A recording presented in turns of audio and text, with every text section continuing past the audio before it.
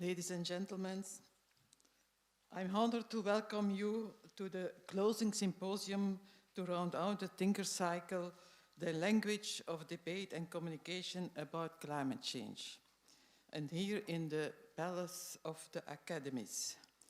This beautiful building, erected in neoclassical style between 1823 and 1828, houses the Royal Flemish Academy of Belgium for Science and the Arts, the KVAB. The KVAB is an autonomous scientific cultural society, and his key task is to reflect and debate about matters of social, scientific and artistic importance in an open and interdisciplinary manner. In particular, the Flemish government expects that the KVAB feeds the public debate on important societal challenges. For this purpose, the KVAB offers a wide range of interdisciplinary schemes like the position papers, the reflection groups, and the Thinkers program. The publication series Standpunten, position papers, addresses current challenges in our society with a scientifically based information. Thanks to the multidisciplinarity, the Academy can bring these challenges into focus in a timely manner and formulate policy recommendations. Every year, at least 6 position papers are published. By way of illustration, the most recent dealt with the role of gas in the Belgian energy transition, societal values in digital innovation, genome editing for crop improvement, replicability in the empirical, social, behavioral, and educational sciences. The reflection groups are permanent think tanks in the Academy around a specific theme. Currently, there are 3 around energy, responsible research and innovation, and art, science, and technology. Through the third scheme, the Thinkers program, the KVAB aims to invite every year a few highly regarded scholars, called thinkers, to come to Flanders to reflect on a particular challenge our region is currently facing. These thinkers are introduced in the specifics of the challenges by the members of an interdisciplinary task force appointed by the Academy. They are given the opportunity to discuss the topic with researchers, opinion makers, politicians, and other stakeholders. Throughout the process, the thinkers develop their specific appraisal and/or evaluations of the situation in Flanders about the topic of concern. They have the full freedom to draft a set of recommendations, actions, confrontations, which are consolidated in a Thinkers report that offers insight and guidance to the Flemish government. As from 2014, the Academy organizes 2 cycles each year. Since various societally relevant topics were discussed, as there are image science, souls as natural capital, democracy and disinformation, future of food in Flanders, multiculturalism, the doctoral space revisit, the limits of transparency, and so on. Next week, we will have the closing symposium of the other 2021 cycle, Responsible Research for Sustainable Technological Innovation. And for 2022, 2 new cycles are in preparation, reproducibility and replicability in science, and an integrated policy for near energy and carbon neutral buildings by 2050. But today we are together for the apotheosis of the 2021 Thinker Cycle on the language of debate and communication about climate change in Flanders. It is the first cycle in the field of linguistics, and it's on the initiative of the KVAB class of the Humanities. The general coordination was led by Professor Christine Davidsen and Professor Annemarie van den Bergen, supported by an interdisciplinary task force. In consultation with the thinkers and this task force, a number of fact-finding events about climate change in Flanders were organized. On April the 13th, the cycle of fact-finding events was opened with the presentation of recent research about climate communications in the Flemish press and social media, followed by a second event on June the 3rd, a roundtable session about the climatological, biological and political context of climate change in Flanders. As third fact-finding event, a two-day workshop took place on 21 and 22 September with the aim to bring together and promote linguistic research into climate change communications in and relevant to Flanders. Today, the Thinkers Cycle closes with this public symposium. We are happy that both thinkers join us in the palace to present their findings and their recommendations. Most welcome, Professor Fløttum and Professor Schäfer. Thank you for being here with us. Also, a warm welcome to you all, representatives from research, education, media management, science communication, government, citizen initiatives, and so on. You will have the opportunity to respond to the recommendations and reflect on their implications for Flanders. On behalf of the board of the KVAB, I would like to express our sincere thanks to all persons who have contributed to the rollout of this socially important Thinkers Cycle. First of all, the thinkers, Professor Fløttum and Professor Schäfer, the coordinators, Professor Christine Davidsen and Professor Annemarie van den Bergen, the members of the interdisciplinary task force, and all the stakeholders involved. A special word of thanks to the permanent secretary and the KVAB staff for having ensured that for the organization, and the support of this meeting.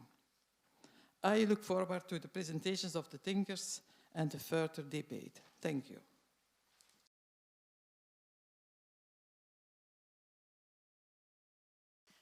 Dear distinguished participants, from me also a very warm welcome to the colloquium and thank you for being here in these difficult circumstances.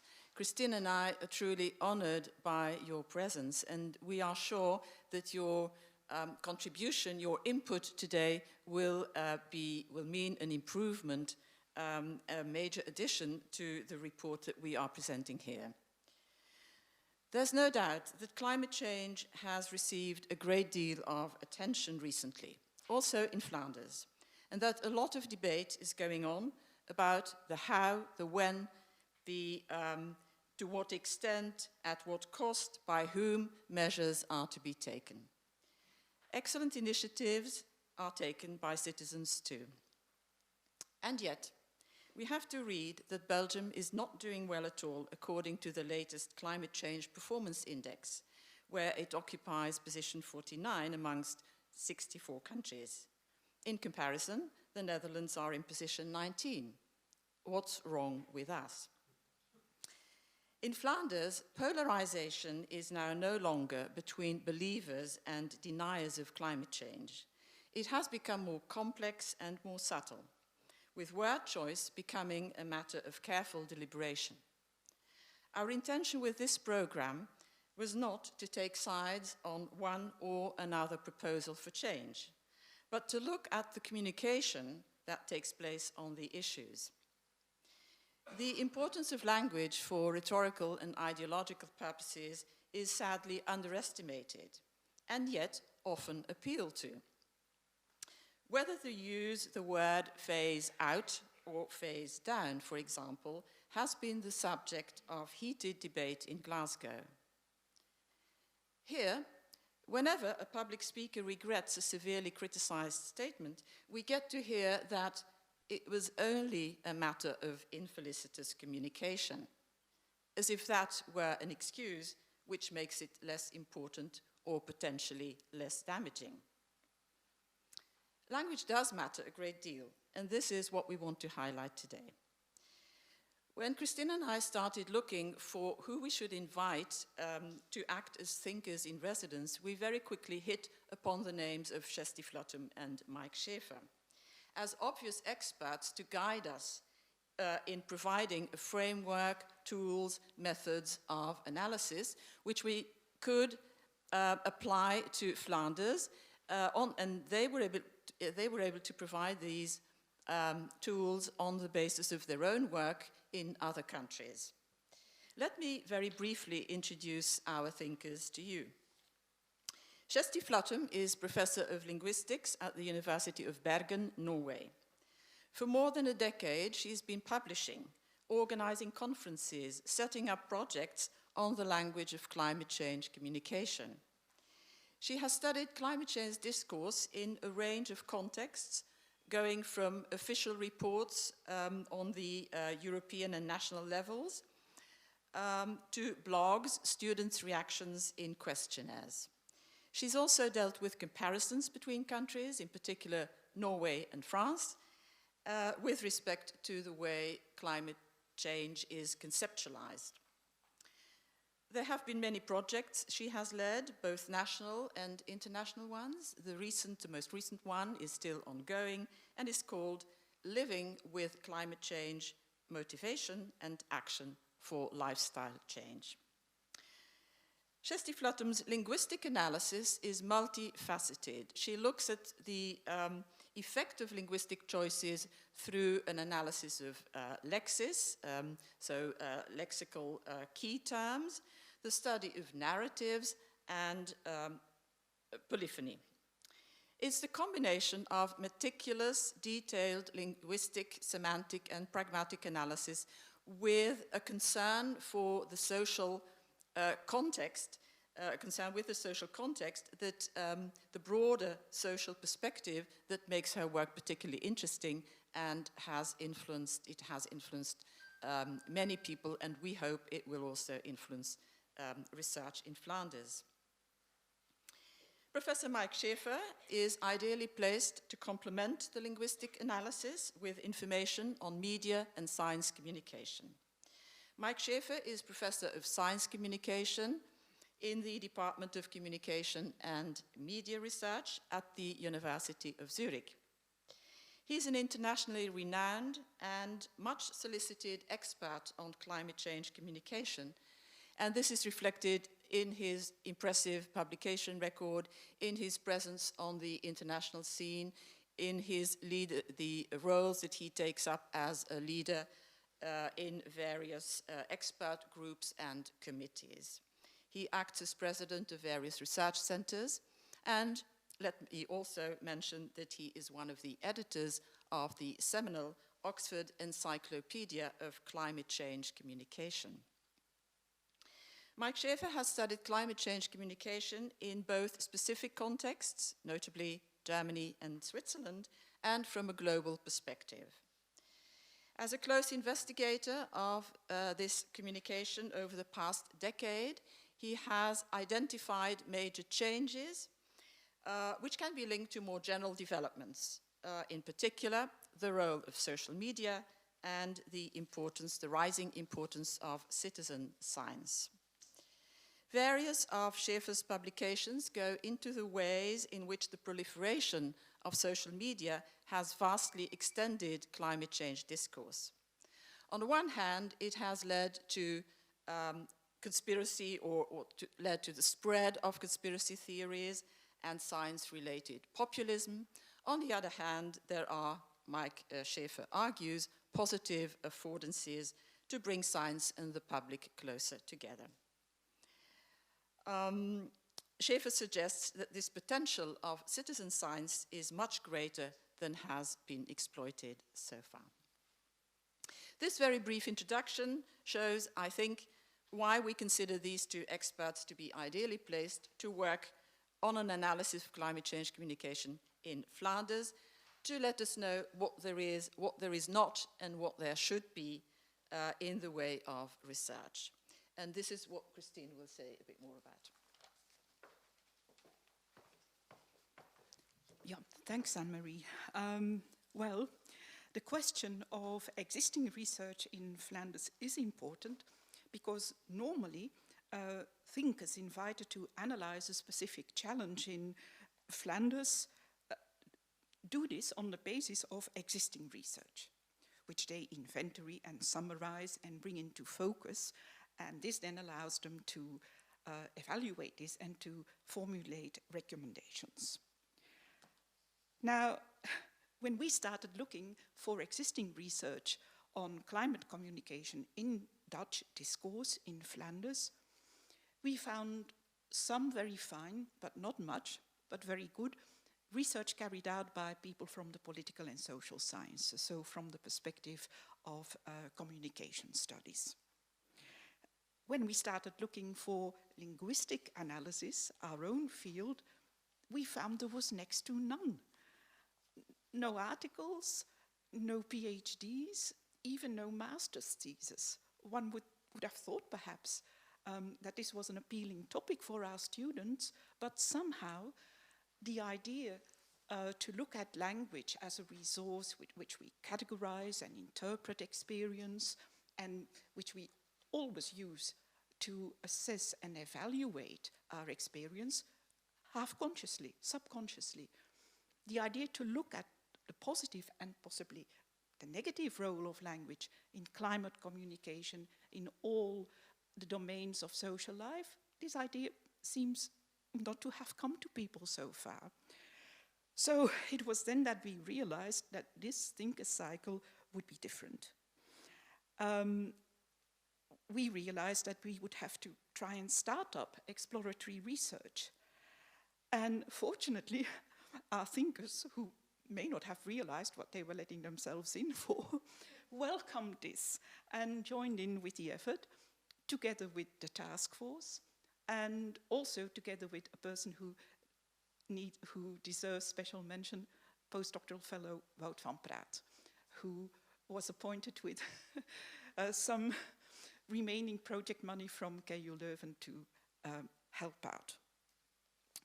So Mike Schäfer then directed Wout to European surveys which had covered Belgium, not Flanders separately, of course, and Kjersti Fløttum helped us to produce a Dutch version of a questionnaire which she had used for a survey in Norway, one with many open questions, because it's important, of course, to hear the voices and to hear the choices of adjectives and so on made by our own young people. And so at short notice, we carried out these surveys in schools in Leuven and Ghent. And then we also realized that we just needed to do a workshop, which is new. I don't think any thinker cycle so far sent out a call for papers, but we did. And we were extremely grateful and happy because a lot of our colleagues rose to the challenge and at very short notice started up exploratory but important research. For instance, looking at the language and the images used by Anuna de Wever on Facebook, analyzing the emotions and the judgments present in citizens' reactions to communications by politicians about the climate and about climate action on Facebook. Policy documents, all of these. So once again, well, I just have to thank Mike and Kjersti for doing all this extra work, and Wout and our colleagues from linguistics and from communication studies who did all this. So the specific trajectory of this thinker cycle has also affected the organization of this final colloquium. Firstly, the thinkers stress very much that the present draft of the report is preliminary. And I would also like to mention that Anne-Marie and I are committed to working with everybody on a position paper on the same material. Now, importantly, all the invited speakers, the panel members this morning, the coordinators of the breakout sessions this afternoon, and very much all of you who came to attend this event, you are very important to this whole enterprise, because you will be reacting to the recommendations, thinking about them, thinking them through to various contexts of social life. And all these suggestions and additions and modifications will be incorporated in the final report to be sent to the Flemish government and in the position paper. So let us have a look at the program for today, because the role of everybody present here will become clear. Well, I also wanted to mention that we realize, of course, the alarm has been raised again about corona, but do feel free to wear the mask whenever and wherever you want. We will distance. In that sense, perhaps we are safer now than we were 1 or 2 weeks ago when the alarm hadn't been raised yet. So, first, Professors Fløttum and Schäfer will present their analysis of climate communication in Flanders, and they will formulate their general recommendations.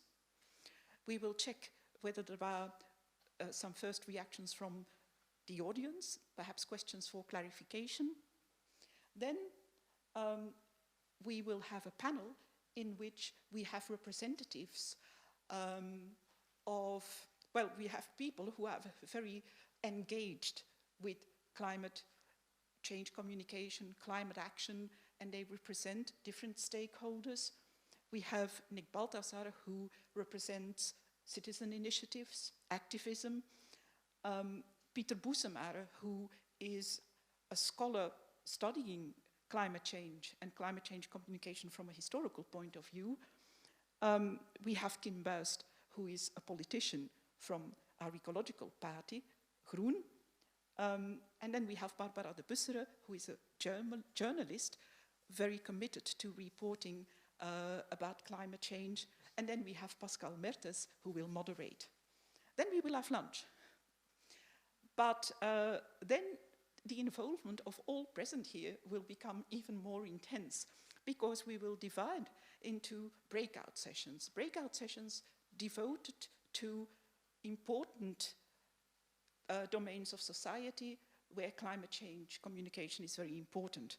So citizens initiatives with Nick, journalism with Barbara, then education with Samuel Fouret, who also helped us get the reactions from 16, 17-year-olds in schools, science communication, Steven Janssens, and government, Lorenzo Terrier. The breakout sessions will take a bit less than an hour. We will then reconvene to a plenary session, and the breakout session coordinators will report about your comments, your suggestions to this whole project. Well, I will not talk or tarry anymore. I'm very happy to give the floor to Professor Schäfer and Professor Fløttum to present their report.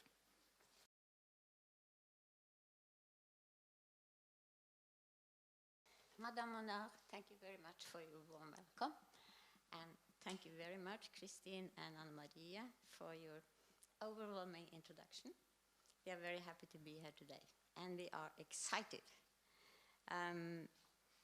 I should say that we have been very interested in this initiative that you have taken. We find it very innovative and wise to do this cycle, this thinker cycle. And I think it's something that should be, or could be at least, replicated in other countries. It's something to take further, and we will do that. We'll try to do it. Also, I should say that, well, we know that climate change is a global phenomenon, a very complicated and complex one. But of course, it is also regional and local due to all the consequences that it has. And therefore, we think it's very wise that the region of Flanders have undertaken this initiative. It's very important, and as I said, we will try to bring it further and see what happens. So, before we start, let's see if I can handle this one. The big one? Yeah. Okay. Yes. We have something to say before we start. We want to address our gratitude to a series of persons here. First of all, to Kristin Davidse, Anne-Marie van den Bergen, and Boot van Praat. You have been indispensable for us, for helping us to try to find out all the inputs that we needed for the situation in Flanders. And ironically, the language hindered us because we couldn't read so much. For a Norwegian and a German, it's maybe not too difficult, but of course we didn't get all the nuances. So it has been very helpful also that you have given us many examples of climate communication that we have been able to use in the report. And to vote, where are you? There you are, yes. Thank you so much for reviewing a series of papers and articles. That helped us a lot. So thank you so much to all of you. Then also, thanks a lot to the steering committee of the Thinker Cycle and to the contributors and discussants of several workshops on the language and debate about climate change that we have been participating in. And also to interviewees who have provided us with additional expertise. And finally, and not least, to the KVAB administrative staff for really flawless organization. So thank you to all of you. Now, the objectives for today is first and foremost to present and discuss the outcome of the past 6 months' work. And also, we are very eager to get feedback on how to improve the report, which is a preliminary one, how to improve it, and also about the feedback on of our recommendations. And this then will be very important in order to position ourselves best for the final version of the report. And the structure of our, sorry, what did I do now? There it is. The structure of our presentation is as follows, as you can see here. First, some words on the rationale, aims, and outcomes of the cycle. And then the status quo assessment that we have done on the climate change communication and the language of the debate here in Flanders and Belgium. And finally, and not least, 11 recommendations that we would like to present at the end of this session. So, now over to the rationale and aims and outcomes of the Thinker Cycle, and I give the floor to Mike. Thank you, Kjersti, and good morning also from my side. And before I start with the rationale, aims, and outcomes, I want to underline thanks to Kristin and Anne-Marie and Wout and the entire team and supporting structure, in a way, of the Thinker Cycle, which really helped us and made this an interesting and inspiring experience also for us. So what are the rationale, the aims, and the planned outcomes of the Thinker Cycle? This, I don't think I have to explain in this round in much detail. Climate change, rising global temperatures, as you can see in the Ed Hawkins climate spiral that many of you will know, I'm sure. Climate change, climatic changes have resulted, are still resulting in extreme weather events, impacting sea levels, impacting biodiversity, impacting human life conditions, at a scale that is unprecedented. To take one quote from the recent IPCC working group report, the scale of recent changes across the climate system as a whole and the present state of many aspects of the climate system are unprecedented over many centuries to many thousands of years. So climate change is an important issue, of course. And the relevance of communication and the language about climate change is the specific issue or the specific perspective on climate change that we had in our Thinkers program and that we have in our workshop here today. Because we all know that societal, institutional, organizational, individual responses to climate change are necessary and are urgent. But such responses are strongly connected to the attitudes, to the awareness of, the attitudes towards climate change that we have among citizens, among stakeholders, among decision makers, to their answers to questions like the ones you see there. Well, how urgent do they think climate change is?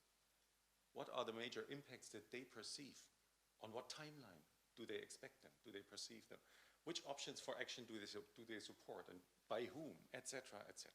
All important questions, and all questions which are not only core questions for dealing with climate change, but all questions that are strongly connected to how climate change is communicated and to the language that is used in this communication. So that's the reason why we focus on communication and particularly the language of the climate debate. And I hand over to Kjersti again. Okay. You can do this. Yeah, wait a second.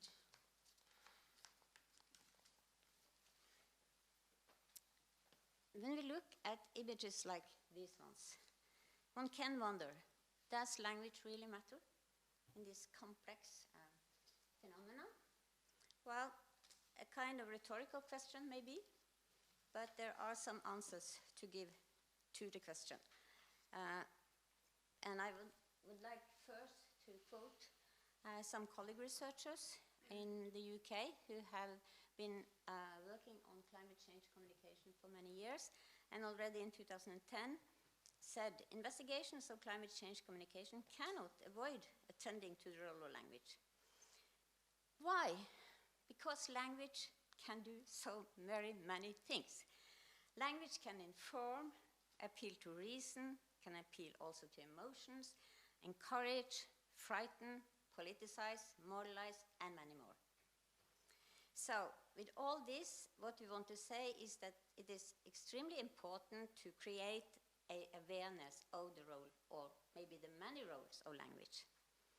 And in general, not only for Flanders, but for many other countries also, there is a need for linguistic contributions to the knowledge base on which societal and political decisions related to climate change are or should be founded. Also, a need for more research-based knowledge on non-experts' attitudes expressed through language.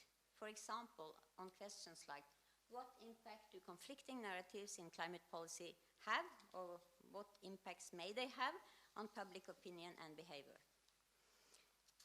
So, we are not coming to the final conclusions, but some preliminary conclusions on the tools for linguistic analysis, where we think that linguistic analysis of word choices, polyphony, and narrative structure can throw light on the status of climate change communication in Flanders and the extent to which it has evolved. Also, we think that the need for this kind of analysis is justified by the fact that the climate issue has occupied an increasingly important place in media coverage here and has been subject to shifting attitudes linguistically expressed in urgent messages and strong opinions. So we change a little bit here. Next for you. That's me. Yes, and the outcomes of the thinker cycle that we were asked to provide are twofold, in a sense. First, on the one hand, we were asked to provide an evidence-based description of the status quo of climate change communication, of the language of the debate in Belgium and Flanders. Ideally, but Christine and Anne-Marie have already hinted at the challenges that were connected to that, ideally based on available scholarship. And we tried to collect that. You actually tried, to be fair, to initiate additional scholarship on the issue from the linguistic community to bolster the base of scholarship that we had available there. And based on that, and that's a large part of the report actually, we tried to assess, well, what do we know about communication, about the language of climate change in Flanders and in Belgium from scholarship? And the second step then was based on this assessment of scholarship on the one hand, but also based on similar reports on climate change communication and the language of climate change in other countries and in other regions, in, for example, the US, in Germany, on the European level, in the UK, etc., focusing sometimes on specific questions like the role of the IPCC in climate change communication or the role of visuals in climate change communication. We tried to assemble that and to come up with a number of recommendations that we thought might be useful here and that we want to discuss, of course, with the panel members and with all of you later on. So that's the two-step set of outcomes that we were asked to provide. The report, which that's only teasing here because most of you haven't seen the full report, but you will see in the near future. The report is structured like that. There's an introduction focusing on the relevance of climate change communication and language analysis on the case of Flanders. There's the context of the climate change debate in the second chapter, where we try to outline, well, what are the relevant, what's the impact and the characteristics of climatic changes in Flanders and in Belgium, but also what are the political, the societal, the civil societal also, the media and the public factors that influence how climate change communication in Flanders may be structured and what may influence the language of the debate that is being used. And then the third part is and the third and fourth part actually are the ones where we try to synthesize the available scholarship on climate change communication and on the language being used in the debate. And in the second part of our presentation here, we wanted to give you at least a short idea of what we found in scholarship that was available on Flanders and Belgium. These will only be selected results and glimpses. That's a 30-page part of the report maybe, and we tried to get together everything we can find there. Some of these are on a more robust basis, empirical basis, because there's quite a bit of scholarship. Others are more and have to be more tentative because the basis in terms of data and available scholarship is less robust yet, because the field has just started sometimes on some of these issues to explore these important questions. So I'll give you an overview because, as you've seen from the introduction, I'm not a linguist. I'm a social scientist, a communication scholar, so I do research on media communication on various issues, science-related, including climate change. So I'll give you an overview over what we know about the Flemish situation in these respects, and then Kjersti will give you an overview of what we know about the language in particular. So if you look at the report, which in its original form has much higher resolution actually than this picture that you can see there, but I guess you can assume that's the report. This part of the report is structured in 4 parts. We talk about communicators, intermediaries, the content, and the audience. And I'll go through these 4 parts just very, very quickly to give you an idea of what you can find or expect in there. The communicators. That's a kind of a general and very established perspective in communication science. The question of, well, on any given issue, what stakeholders, decision makers, public speakers try to position themselves and their views and their preferences for solutions or for diagnosis of problems.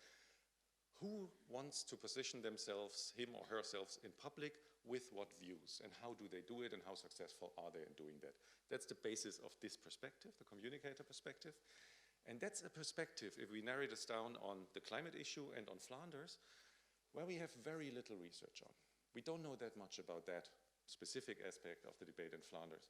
What we can see, or what seems to be the case, is that if you compare the activity, if you like, of stakeholders, decision makers in Flanders on the issue to other countries, we see we've called it here a moderate activity at best. It's not a priority that is as high as it is in other countries, so moderate in international comparison. The way it is done is what Peter Messele and Yves Pepermans have called technocratic dissemination, especially from authorities. So mostly, and for quite some time, it has been a one-sided dissemination, a one-sided communication, which essentially was supposed to inform and educate the public, with the exception that information and education would then lead to appropriate action and attitudes and action. Maybe. While participatory approaches, and that's something Pepermans and Messele, for example, criticize very explicitly in their article on that, seem to have been relegated to second place for quite some time, but there has been a change. They diagnosed already in 2018 when they wrote that, but after speaking to quite a few people in the Flanders debate and doing interviews with several also of you here in the room, It seems to be the case that more participatory approaches are emerging and that also more diverse voices are joining in the climate debate in Flanders. So the second point are intermediaries. Intermediaries that mediate communication about climate change from the scientific community, but also from other communicators and the public. And the most common, most well-researched group also in Flanders are journalists as intermediaries, but journalists are not the only group of intermediaries that exists. Influencers, for example, are also intermediaries. And in a way, if you like, the big tech platforms, the social media platforms, can also be seen as digital intermediaries of societal communication. What we see when we look at that aspect of the climate debate in Flanders is, again, little research. The research that we have focuses mostly on journalists, which is a good thing in a way, because we also see that journalists are really, and still are, even though social media have risen, still are important intermediaries in the climate debate in Flanders also. But what we see when we look into this scholarship, and also when we listen to the interviewees that we talked to in the past weeks, is that the diagnosis about journalism and about quote-unquote climate journalism in particular in Flanders is a more dire one, similar to other countries, but nonetheless dire, which is that, well, there's rather few climate journalists in Flanders. One will join the panel soon, but there's two. Barbara in the interview said about 10, but it's few. There's also almost no specialized desks dealing with climate change as an issue, specialized teams in media houses that deal with climate change as an issue. And if we look at trends overall in the media ecosystem in Flanders and also in trends in climate journalism in particular, we see that the economic conditions, as in many other countries, are getting more difficult. The working conditions also for journalists are eroding and worsening and are problematic.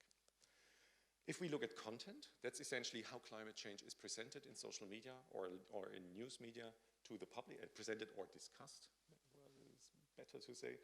That's the aspect on Flanders where we have a considerable amount of studies. That's actually quite well researched. And what we see is that, similar a bit to the communicator activity that we've seen there, that in international comparison, the media attention that climate change is receiving and has received in Flanders is moderate at best. It's lower than, for example, in the Netherlands or in Germany or in France. We also see that it fluctuates very strongly over time. So it has very pronounced peaks, like it just had a very pronounced peak with COP26 in Glasgow. And that's common for many media issues, this peaky coverage. But it's very pronounced in terms of climate change. And for quite some time, it has been very select and very few events that actually dominated climate change coverage. The COPs, especially COP15, Copenhagen, and then COP, 21 in Paris, being very pronounced peaks, but there were few of them, and often they were international. What we also see is that climate change skepticism is not that prominent, certainly in legacy media, news media in Flanders. It's much more prominent on social media. It's coming in there. And climate change is an important issue for the alternative media that have emerged in recent years on both sides of the political spectrum, from Dobrak to, and I'm not quite sure if I'm pointing at the very ends of the spectrum, but you know better than me, from kind of the more right-wing alternative media to Apache and Emo and the others on the more left side of the spectrum. It's important for them, but it often also comes, or seems to come, with a certain positioning and maybe ideology that frames how climate change is seen there. And last part, the audience, which is essentially two questions, very simply speaking. Well, who is using this kind of communication, in what ways and where, from what sources, and what effects does it have? And if we look at that, we have a good number of studies on the use of climate change communication in Flanders. So we know quite a bit of, well, what the sources are. There's the Flemish government has these regular reports where you can see how important various sources are. So that's quite, the database there is quite well.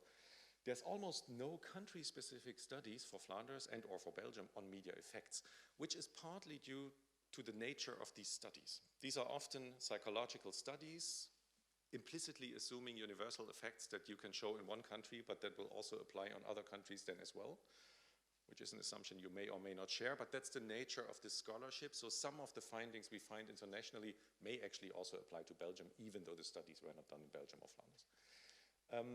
And what we see from these studies is a considerable, at least in surveys, a considerable interest of the Belgian population, of the Flemish population, in climate change, also a rising interest in recent years.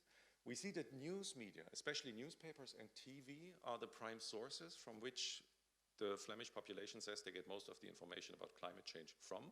Social media are considerably lower on the list, even though they are rising and important. And in terms of likely effects, and that's a very, very, very short summary of 100 years of research there. Not all on climate change, of course, but it's likely effect, what we see in other countries at least, and what I assume or would assume also applies to Flanders, even though I can't show this with studies for Flanders, is that we have quite strong agendas, what we call agenda setting effects. Media, social media are quite important, setting issues on the public agenda, so making people aware of the issue, if you like. A bit less strong, but still visible, are effects on knowledge. People learn from these media about the phenomenon as such, but in recent years especially also about options for action. What can I do? How effective are certain things? What would be my options to do something? Again, weaker effects are usually shown on attitudes towards climate change. There are some effects, but they depend very much on the message, on the channel, on the specific population, etc. But they can be shown to some extent. And the weakest, and in many studies actually no effects, are on behavior, which may be due to the fact that there are none of these effects, or that they are very weak, but which may also be due to the effect that it's very difficult to actually distill these effects, which may occur over a longer period of time in research. But that's would be my assessment of what we know about climate change communication in Flanders from scholarship, and I hand over to Kjersti.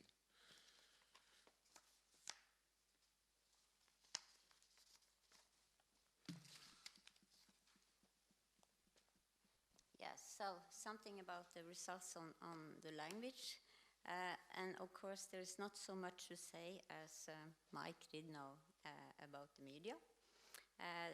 But some important results, I think. So what we can say for an overall conclusion is that there is little research on linguistic aspects of climate change communication. So far, we have seen that there is quite some focus on framing and polarization, but not really very much on linguistic phenomena. However, and this is an important however, because there are several references that constitute interesting and valuable work, we think, with some robust findings, and we think that this could function as points of departure for more linguistically oriented research. So there is a good starting point there, but more is needed to be done. And what we also do is, after having reviewed what we have found and been thinking about it and been comparing with what has been done in other countries, we suggest a rethinking across three central language levels. The words level, of course, has to do with meanings of words, but also on the sentence level, which will have to do here. We have chosen to focus much on polyphony or multi-voicedness, and then finally, and of course, the text level, where the narratives and storytelling come in as important factors there. So I think that is, in very short, what we have concluded. And then I will go on to present, we will go on to present the recommendations. You can do it, yeah. First, of course, these are, since we have said, and we know, and we are very aware of that our report is a preliminary one, so the recommendations are very much to be discussed here at this colloquium, because there are different perspectives on the studies to be undertaken. You may agree or you may disagree, and we'll see. We are looking forward to the feedback. In general, I will say something on, especially on recommendation 1, which is a large one and comprehensive and substantial maybe important for the overall recommendations. And that is that we recommend more research to be done on climate change communication and on the language of the debate in Flanders. Because there are many partly substantial gaps in scholarship, including on issues for which consolidated knowledge exists in other countries. Also, on communicative or more semantic strategies of stakeholders, and on the situation of climate journalists and their working conditions against the backdrop of fundamental changes in the media ecosystem, and also on citizens' views on or responses to certain language around climate change. So also, again, in general, more linguistic research is needed on all levels of language use. We have indicated some sub-recommendations here under recommendation 1, related to the 3 levels that I mentioned. And first, the word level, and of course, as meaning as, oh, sorry, okay, thank you. Words as constituting our first level, and of course, words as meaning carriers are the basic components of natural language. We usually do a distinction between, when we are analyzing language, between the notation, that is the strict or literal definition of a word that you often find in dictionaries, and on the other side, connotations, where different colorations are added. Often it could be cultural, it could be value-laden in different senses, but often interesting to look at this distinction. And of course, words may convey, and they often do, they convey different meanings and values. And this one can answer the question, no one can ask the question whether this is a challenge. Often it may be a challenge, but it could also be an opportunity.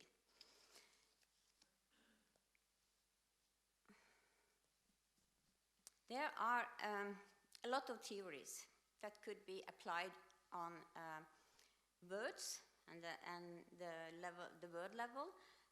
For example, on evaluative language, value-laden language. There is, of course, also a lot on metaphors. Metaphors that you know, I guess, that are words taken from one area to another, and with the purpose of putting more emphasis on something, or also to make it easier to understand. For example, when one changes from something abstract to something concrete. And then there is the appraisal theory, which focuses a lot on subjectivity, attitudes, and judgments. So a lot of theories are available. And here at the bottom, an example that was provided to us from a Flemish newspaper, saying, and I read it in English, I'm not so good in the Dutch pronunciation, but dangerously big gap between climate rhetoric and reality. And of course, there are many appraisal choices here, such as dangerously, also marked in quotation marks, big, and there is climate rhetoric. And all this is already more discussed in the report. Then we move on to the next level. How are we doing? Okay. Which is then, thank you, which is then the sentence level. And there is, of course, a lot of approaches that could be used for the analysis of sentence level. Here we will mention 2 at least. First, the collocation. Collocation is a phenomenon that, well, something when we see regular or frequent combination of some words with other words.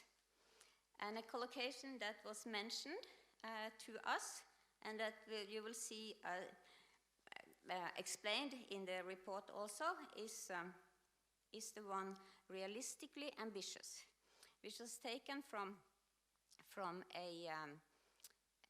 which was discussed in a column with the title, "A Realistic Plan is Not Realistic." Now, syntactically and language-wise, this collocation sounds perfectly acceptable and sensible, But as some explanation that had been given to this says also that it may hide a specific ideology. And more about this in the report. But in general, I think we can say that the study of collocations in the context of climate change can lay bare and unpack different viewpoints circulating in different contexts. So to the next, polyphony. You may be thinking of music, but it's also relevant for language. And it concerns the multi-voicedness. And as the climate change debate has been rapidly evolving, very rapidly, the number of voices has been substantially increasing, creating what we think is important polyphony. And why polyphonic analysis? Because it enables the reconstruction of different relations between the speaker and other voices, be they explicit or more hidden, with points of view different from the speakers. To give a very simple examples, polyphony can be expressed through quotes such as the one you see here.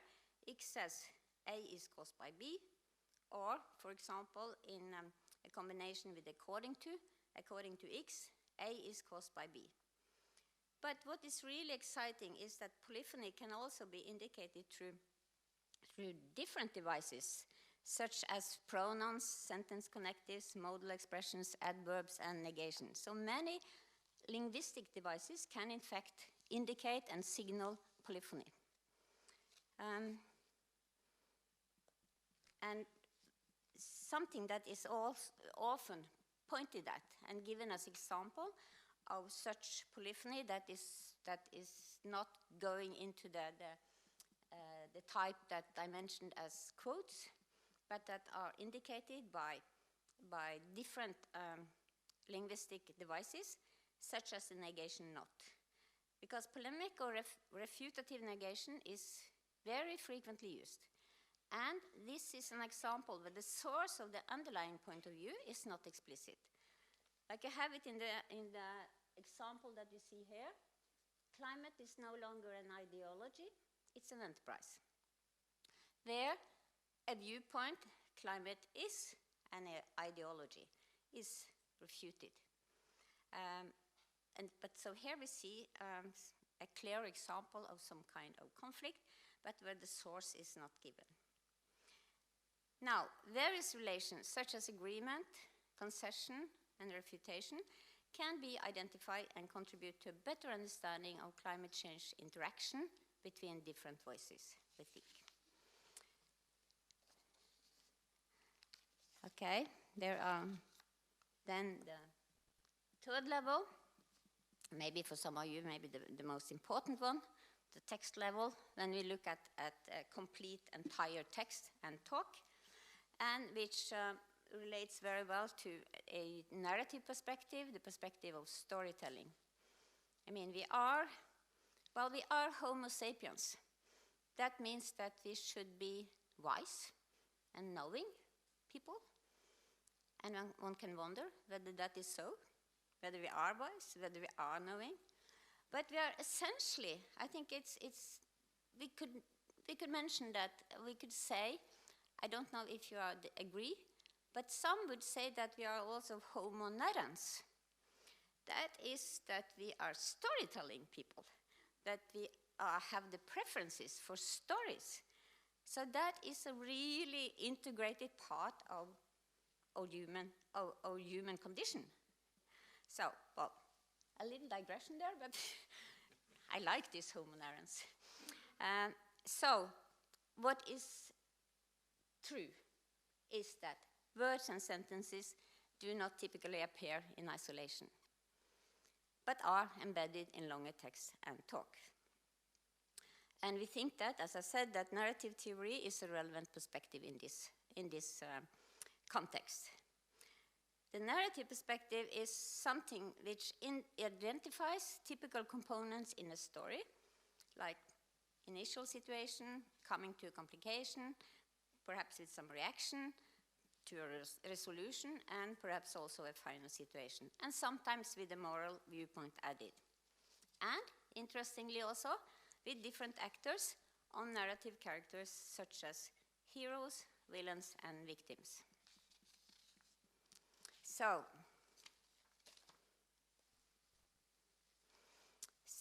we think that understanding how climate change narratives are constructed, how they circulate in society, and how they impact people's understanding and willingness to act may be of great importance to develop the right communicative tools to stimulate action at all levels of society, from the individual to political institutions.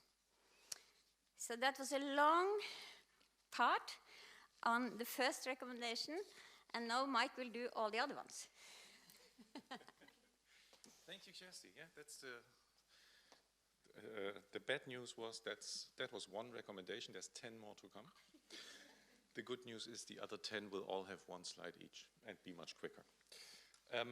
So recommendation 2, and directly connecting to the importance of the language of climate change, is that we think that a training for climate change communicators and multipliers should be offered to sensitize them for the language of the debate.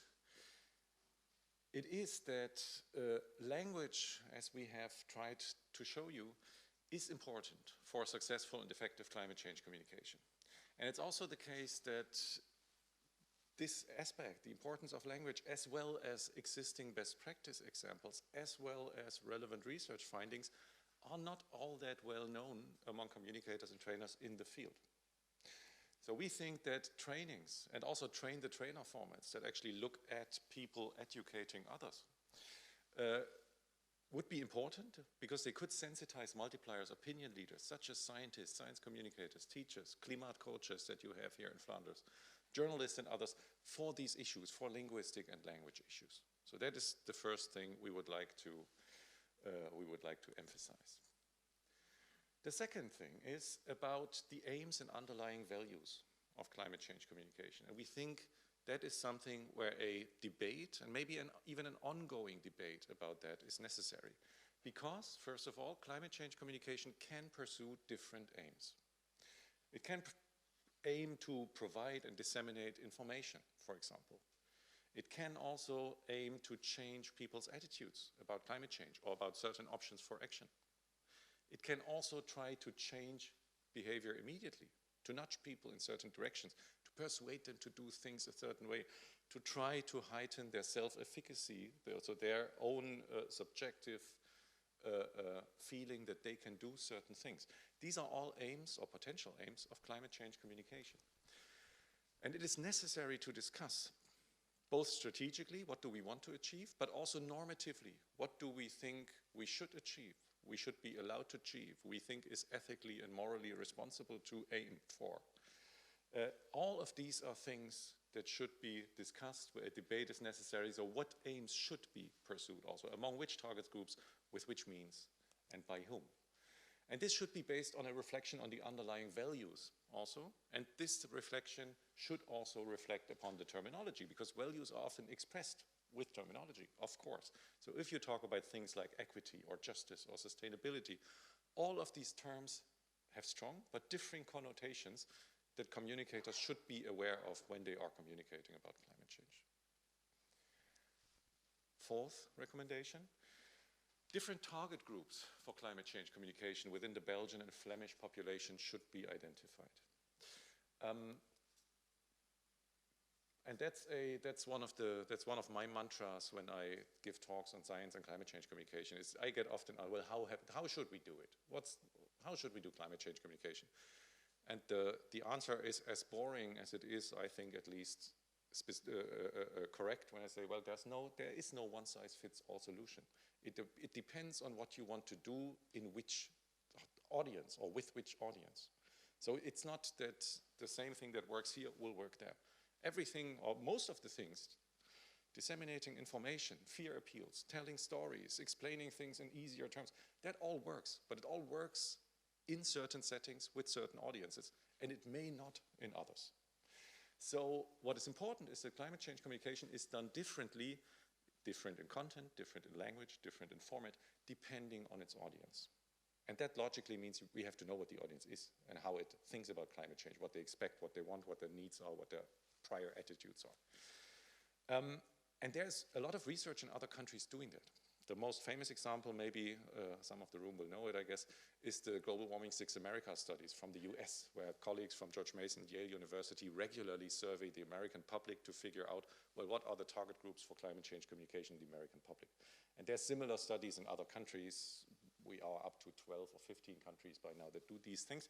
And there actually is IVOX, which is I think it's a Brussels-based market research company.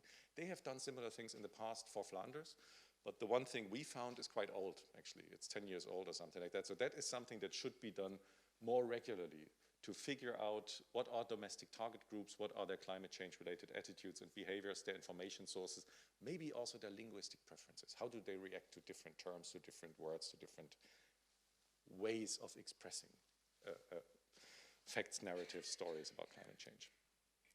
And this should also be coupled with a reflection about the appropriate channels of communication, especially taking into account that particularly, of course, the younger part of the population has moved towards social media, and towards social media that many in the room may not use anymore. It's not Facebook all that much, it's also not Twitter. We're talking Instagram, we're talking TikTok, we're talking YouTube, we're talking other formats now. Fifth recommendation. Communication should try to anchor climate change in the diverse life worlds of these target groups. Because large-scale descriptions of climate change, the way in which climate change is quite often expressed in statistics, in numbers, in infographics, on a large scale, and again, it's not that this doesn't work, but for many people, or let's say more cautiously, for a considerable amount of people, it's not all that effective. It's not that it doesn't work for all, but for quite a few it doesn't. So they often do not relate to many people's life worlds, biographical horizons, or day-to-day experiences. And for many people, you have to connect to those. You have to, as Corner and Shaw from the British think tank Climate Outreach have expressed it, communication about climate change should start on common ground. Using clear language and examples your audience is more likely to familiar with. Depending on your audience, it will be different examples. Most people understand the world through anecdotes and stories rather than statistics and graphs, so aiming for a narrative structure and showing the human face behind science will help.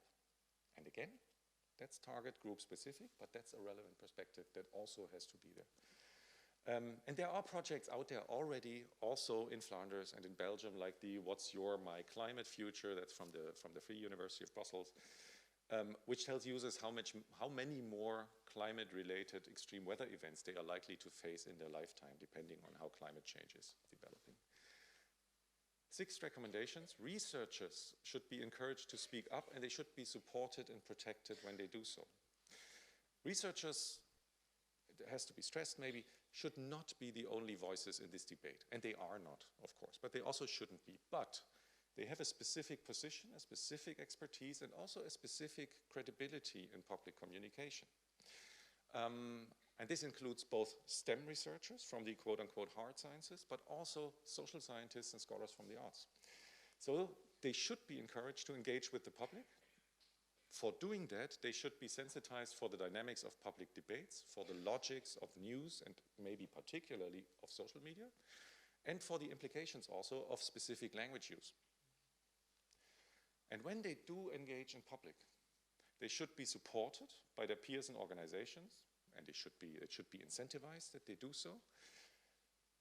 And when they receive negative feedback, and there was a new Nature study, widely not study, a Nature kind of news piece, which was based on data just 2 months ago, which showed that during the COVID pandemic, about 80% of the sampled scientists on COVID-19, not on climate change, had received negative to very negative feedback, insults, threats, ad hominem attacks, etc.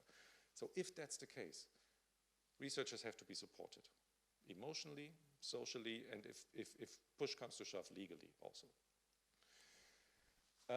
Apart from outreach, in-reach, quote unquote, into the scientific community, also towards authorities is necessary in climate change communication, meaning that scientists and authorities should not just do what Pepermans and Mesele have described as this technocratic dissemination.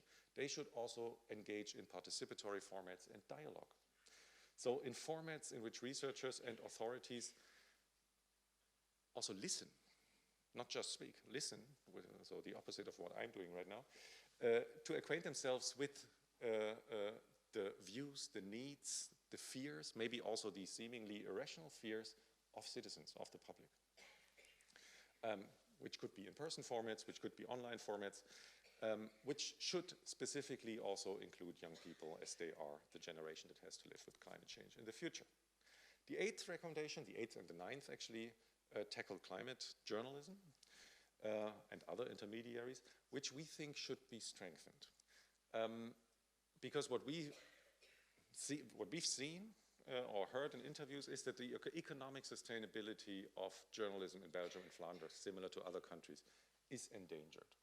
And the working conditions of journalists have worsened, which seems to affect specialized journalism, like climate journalism, like science journalism, like other of these kinds of journalisms, in particular, meaning both those working in legacy media and especially freelancers, for whom this is the source of income, but not necessarily a regular source of income. So the organizational and business models of journalism and of climate journalism, of course, is our specific interest here, and potential options also for improving the situation need to be assessed. Climate journalism should be more reflective instead of descriptive is our 9th recommendation, which is taken from, or which was inspired at least strongly by Yves Peperman's talk at one of the workshops that we have. So we are thankful for him for that. And we are aware that this is ambitious, and especially given the last recommendation and the situation of journalism, maybe not that realistic at the current time, but nevertheless important. We think it would be helpful, certainly, for the debate if climate journalism would move from reporting isolated events to focusing more on long-term trends, that it would be helpful to report on solutions, on best practices, instead of on conflict, along the principles what has been discussed, as constructive journalism. To switch from a focus on individual people and personalization to more structural and socio-political conditions around climate change and around the question of how to deal with climate change in Flanders. And it should also include transparency about the communicators' own positions, preferences, potentially also funders. 10th recommendation, negative language should be replaced with constructive and positive language where appropriate. So in climate change communication, what we often have are what's called fear appeals. A language of crisis, a language of catastrophe, a doom and gloom perspective. Which again works, quote unquote, in a way because it draws a lot of attention on the issue. People pay attention to this kind of language and communication. But for many people, this language also can have adverse effects. Because it lowers people's perceptions of self-efficacy and may actually hinder effective climate action. Not for all, but for some, and for quite a considerable part. So more positive and constructive language should be considered where possible, pointing to opportunities, to best practices, to solutions that exist. And final recommendation from our side, we think it would be nice, because that's it's easy. I'm not sure I can say it's easy, but I was going to say it's easy to formulate recommendations, even though we did put in some work and it wasn't all that easy. But it's easier, maybe, to formulate recommendations here and then leave again for Norway and Switzerland, than to actually implement them. So that should actually be the logical next step, to try for implementation, at least for the ones that you may see as potentially useful. And we think a task force could help there. A task force then should involve researchers, representatives of funders, so from public agencies that fund, but also foundations, stakeholders, citizen representatives, etc. And that should aim to implement these recommendations, or the ones that you think are useful, and to improve the climate debate in Flanders, with a specific concern towards the awareness of the importance of language in communication about climate change. And with that, and for the last slide, I give things back to Kjersti. That's the honor of having the last slide. I will just find it because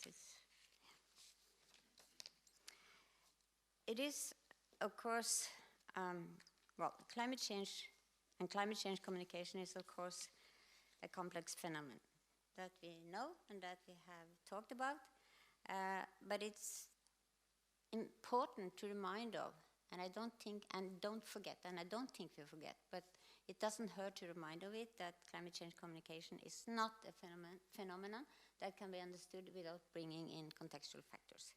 Extremely important. And in that context, I want to cite some colleagues from the University of Cardiff who have been working on these questions for many, many years. They say, looking forward, more work is needed to identify and operationalize drivers of public engagement and behavior change across a range of contexts. This might include communicating the multiple co-benefits of climate action for other policy and societal goals, including the Sustainable Development Goals, such as improved health, well-being, equality, environmental resilience, and economic recovery, in order to resonate with public values. So, they conclude that addressing climate change in this more holistic way would also align with how publics conceptualize climate change as part of a broader set of environmental and social problems. So it was this perspective of thinking more in a holistic way that we wanted to add to this presentation. And now I think we can say thank you for your attention. And yeah, we can.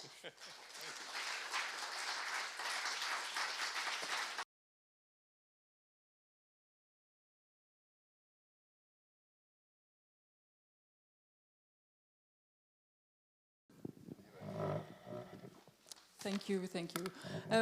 Thank you, everybody, for being here for your talk, of course. Thank you also for having me as your moderator once again today on this important topic of climate change, and more specifically the way we talk about climate change.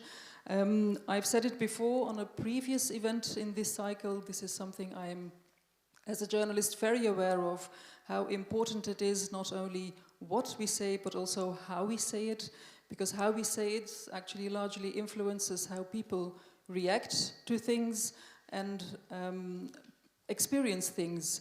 And this is actually the case for every debate, but of course in the climate change debate, the stakes are high and much higher than a lot of people realize, I think. So I'm very happy to be here and experience all this. So, what can we do about the way we talk about climate change? We know already a bit more than before, thanks to the thinkers and to their recommendations, preliminary recommendations, I should say. And now we're very curious, of course, to know what our panel guests think about the report and the recommendations. We've got 4 panel guests who have indeed climate change, or should I say climate crisis, on their radar since a long time. I'm wondering if this report is what they hoped for. Is this what will help us build awareness for how we talk about climate change? And we, that could be the media, could be the policymakers, it could be the experts, it could be everybody actually, so that everybody will be aware of the emergency of taking action. So I will ask them in a minute what they think about the report, and then afterwards the thinkers can react to their feedback, and then afterwards we'll have time for your questions as well. And then after we are done, I'm very sure that you will have more food for thought and debate than ever, which will, I'm sure, lead to lively discussions over lunch and also in the breakout groups this afternoon. And hopefully after we are done, you will also have maybe a better knowledge of how we can tip things over. So it's time for me now to introduce more elaborately our panel guests. I'll start with Nick Balthazar. Where to begin, actually? Nick Balthazar is a TV personality. He's a writer, he's a journalist, he's a columnist, he's a director of award-winning films and plays, and that's why he's here, he's a long-time activist, climate activist. He's made us dance for the climate, he's made us clap for the climate, he's made us sing for the climate, which almost 500,000 people did in over 40 countries. Here in Belgium he started the Klimaatzaak. He also made the TV program Klimaatbetoog, his plea for the climate, which I actually watched this week, and which I found very strong and convincing and moving, touching as well.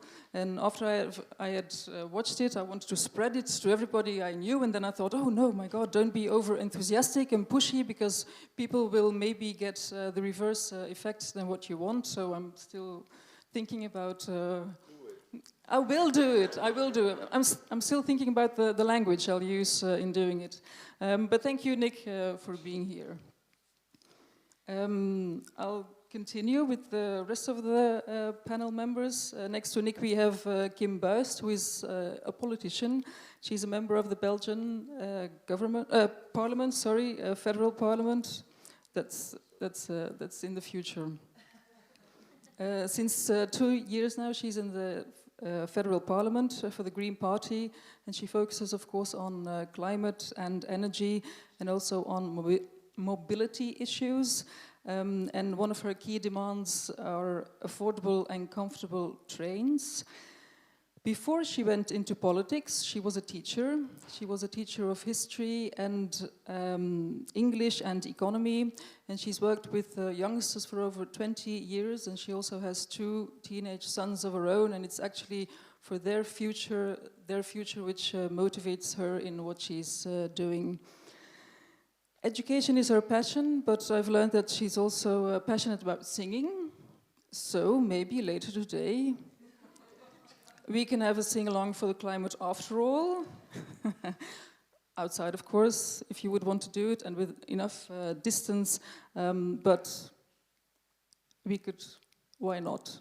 Why not do it? Wasn't it that you said, do it? Thank you, Kim, for being here. Next to Kim, but before I'm going to continue, I'm going to drink a bit, because my...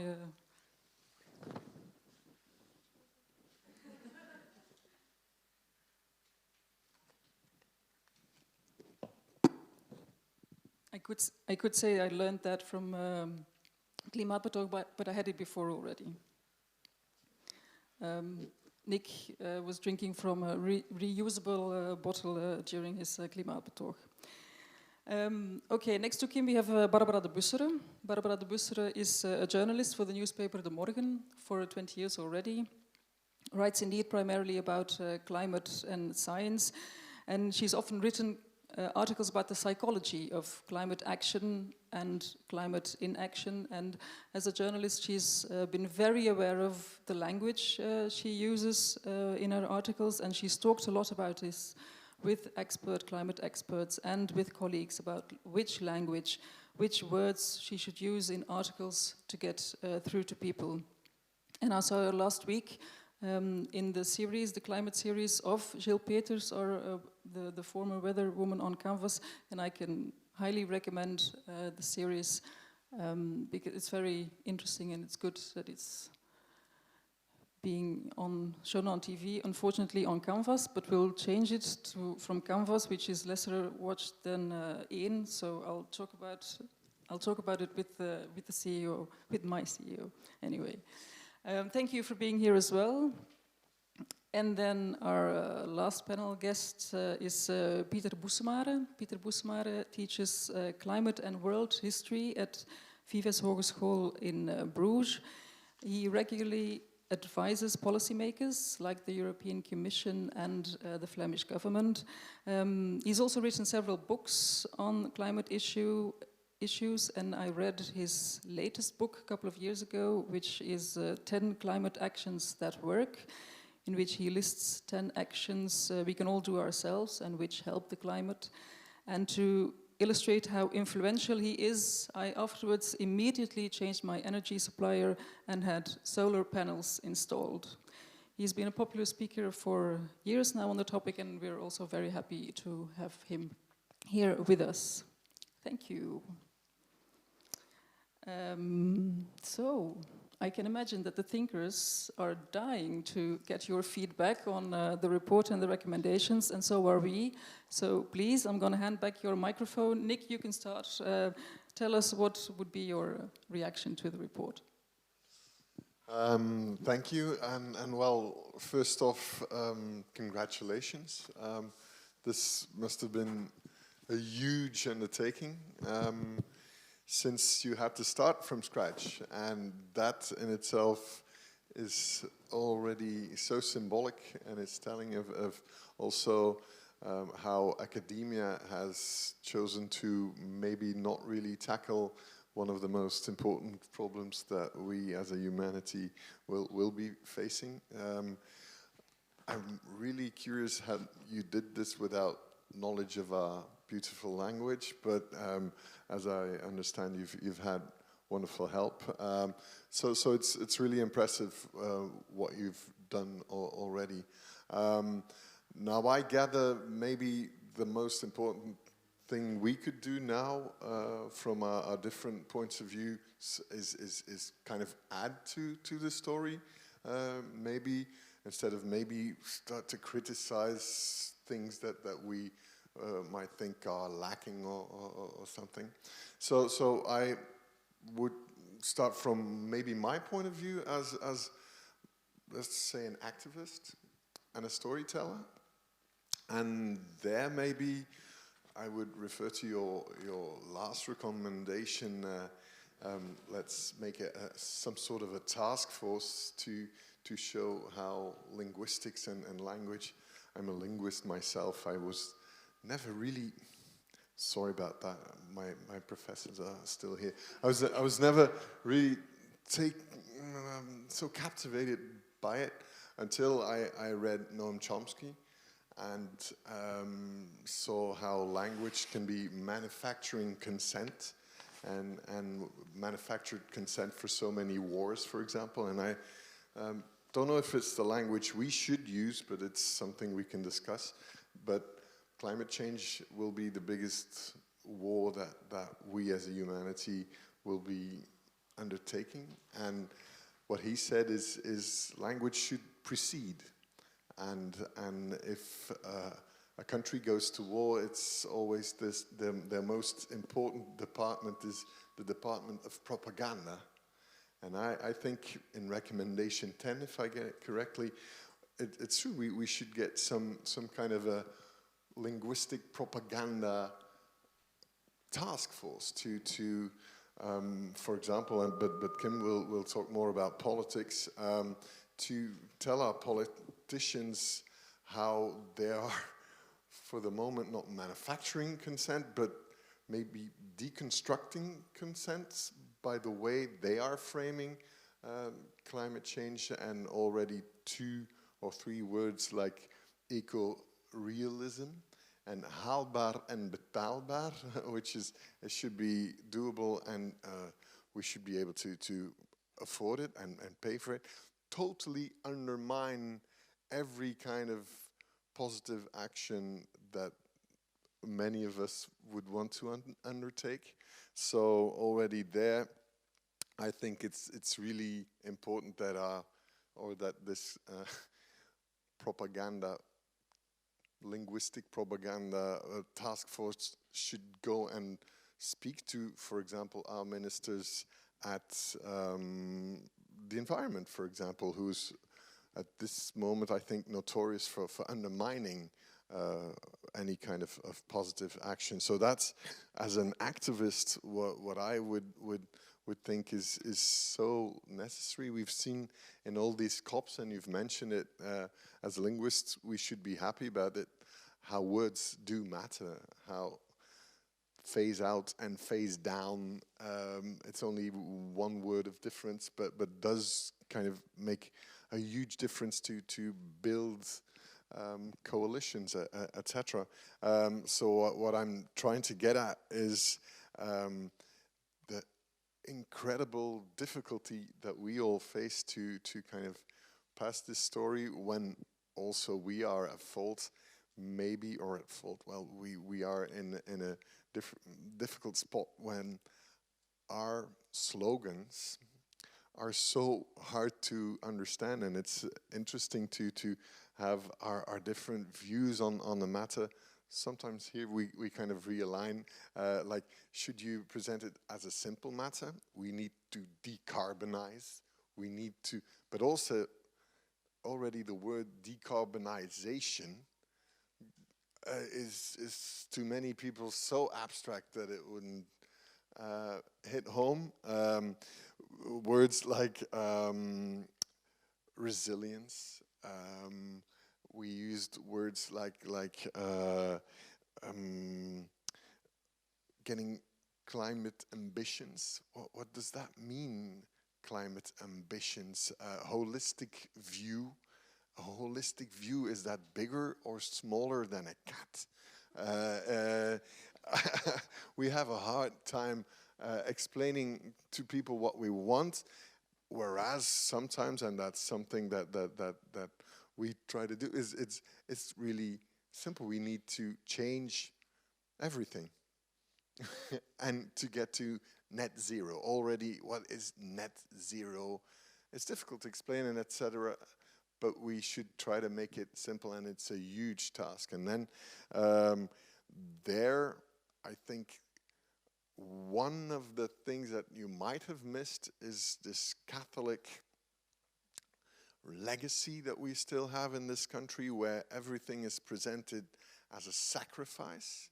And already, if you present things as a sacrifice, it's awful. Whereas someone as Frans Timmermans says, well, there's nothing more beautiful than a sacrifice. If for your children you would sacrifice maybe the fact that you need to drive this car 1 year longer and you can safeguard their future, is maybe not such a bad thing.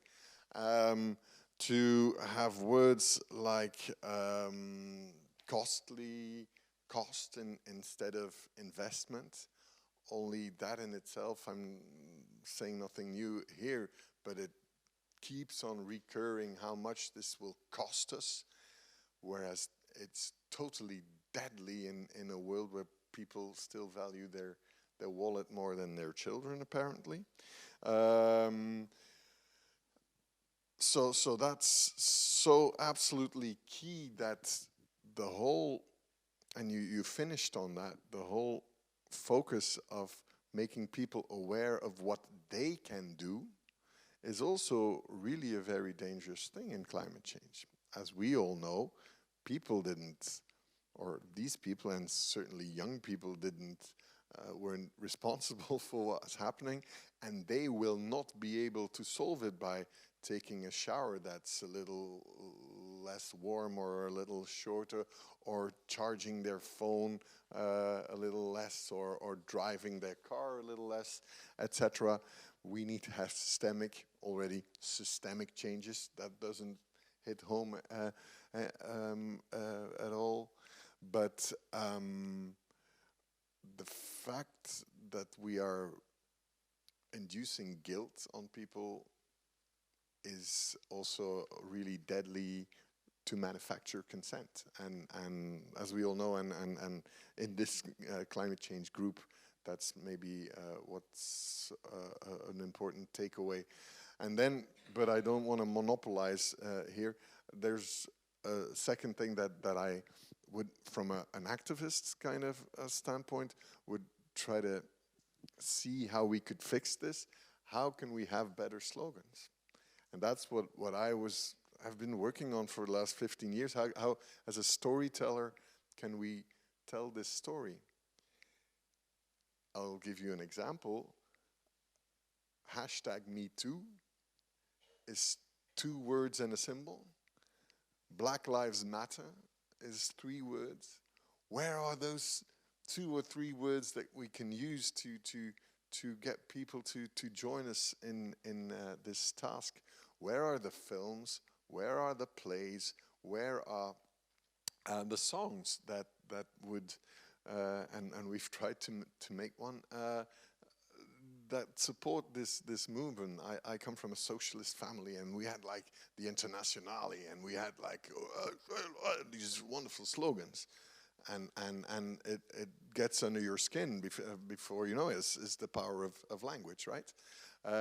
So I would maybe discuss that later, because often that's a problem in linguistics, that it's in a paper back in university, I said it's like playing soccer without the ball. It's not. It's really interesting, and you have all these wonderful tactics, etc. But it's when the ball comes into play that football or soccer gets interesting. And well, the ball is of course our feelings. How are we gonna get people to align not on a rational way, but deep in our hearts? And that's maybe what this report still lacks, because it's even more difficult to kind of feel the underbelly of a nation than to well examine the journalistic and social and political things that you can quantify. And maybe I should leave it at that before I'm just babbling on for an hour. Sorry about that. But congratulations. That's the main takeaway. It's great work.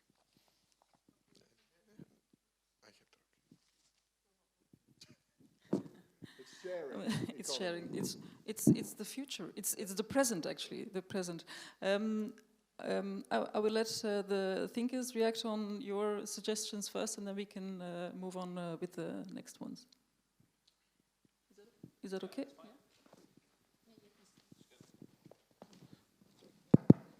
This is working. Thank you, Nick. Thank you very much, and also for everybody else, and you did that in the end a little bit, but if there's more, please go ahead.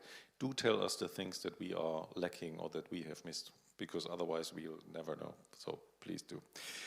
And just quickly, because we are interested to hear what you, the others, are doing. Thanks for the comment on the Catholic tradition and the potential impacts that may have on the presentation of climate change as an issue. Systemic changes are, it's good that you point that out. That's always part of the thinking when I say, well, what are your options and who has done that? That includes pressuring. That does not only include individual action, driving my car less, not going to Thailand for my Christmas holidays, eating less meat and all that. That does include explicitly pressuring organizations and government to actually get them to move. That's which was essentially the mantra and the mission of the school strikes and Fridays for Future. That is important, because individual action, as you say, will not be the only one.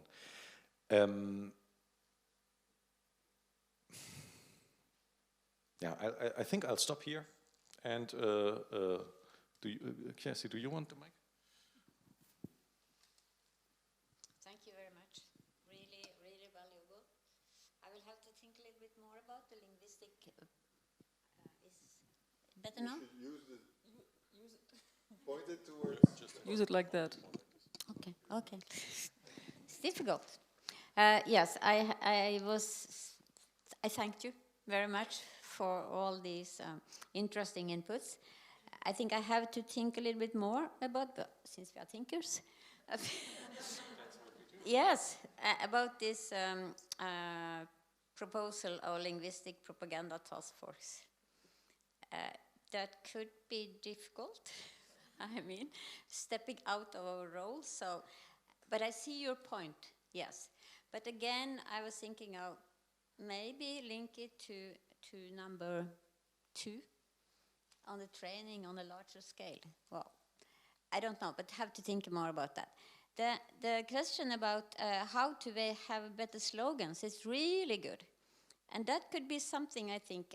I was thinking, we discussed it, in fact, in a collaboration with high school students in Bergen, where I come from. and they were very eager. They came with a lot of proposals. In fact, it could be a competition in Flanders, engaging all school children to try to find good slogans. Then we'll see. I mean, it's a way of activating them also. So, because it isn't like this to find that slogan, and we don't know in advance whether it will work or so on, but to get, I mean, the awareness of the importance of it would be good, I think. Thank you, thank you. I've heard Mike talk about pressuring governments, that it's very important, so we'll move on to politics now and the future government. No, the Parliament, the Member of Parliament, Kim Buist. What are your ideas after reading the report?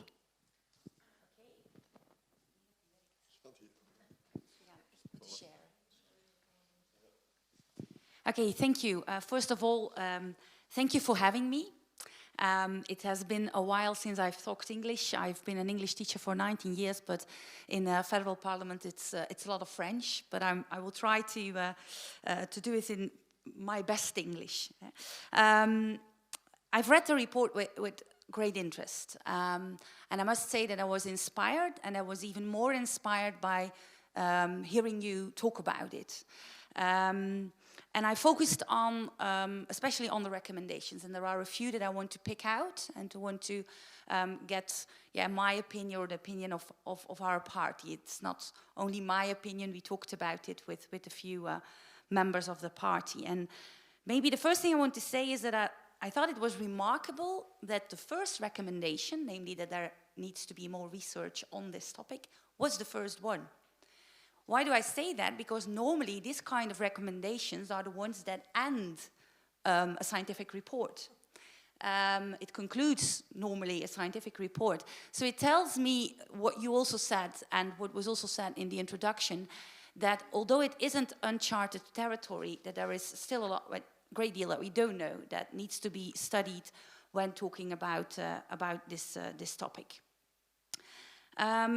Another striking recommendation is to question the usefulness of replacing the word climate change, like we used for 2 hours or so right now, with words like climate crisis or climate emergency.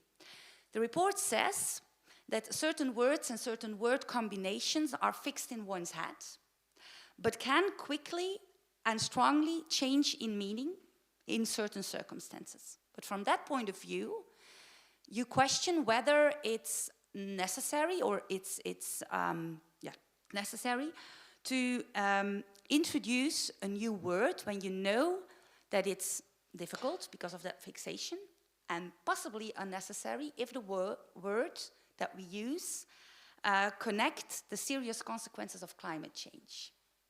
Personally, however, there seem to be some elements that do argue in favor of the use of the word climate crisis. And in this respect, I want to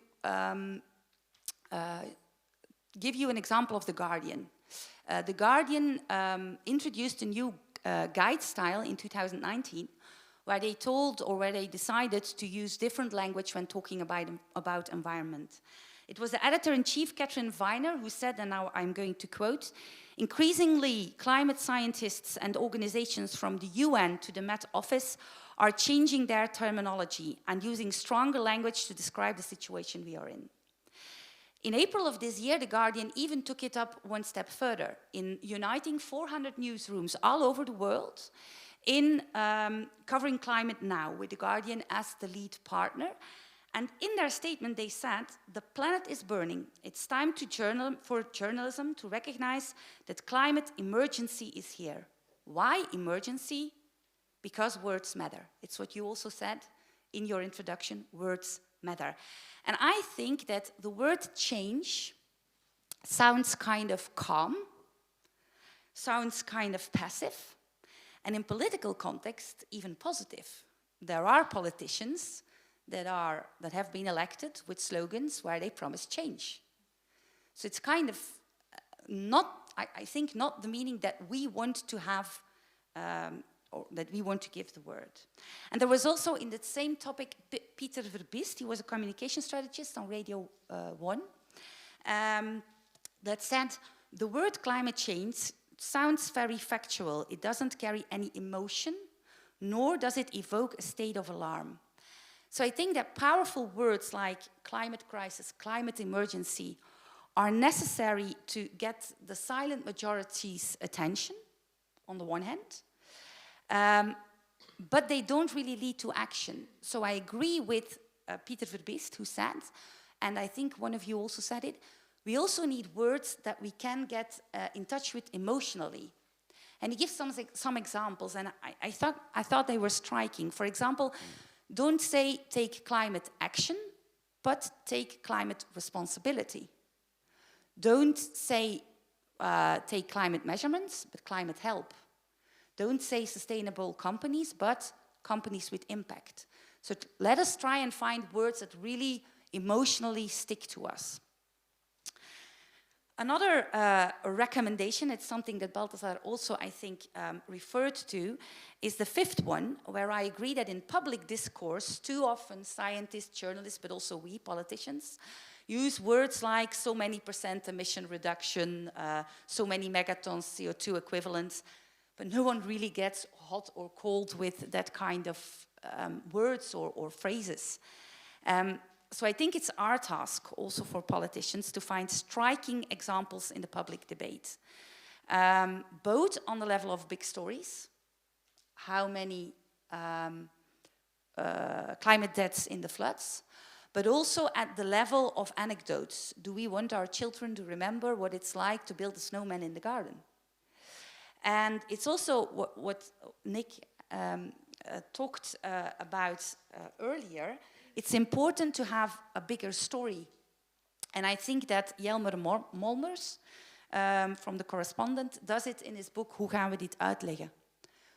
There he sketches out two futures for the Netherlands, one in which they tackle climate crisis and one in which they let it get out of control. And in the first one, they live in a country with more forest, clean air, lots of common public space. And in the second, they live in a society where they defend the high border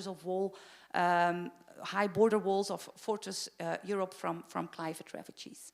So just to say that I think we need strong words, we need words that get us emotionally, and we need stories. We need that. Another recommendation was to encourage researchers to get involved in the public debate.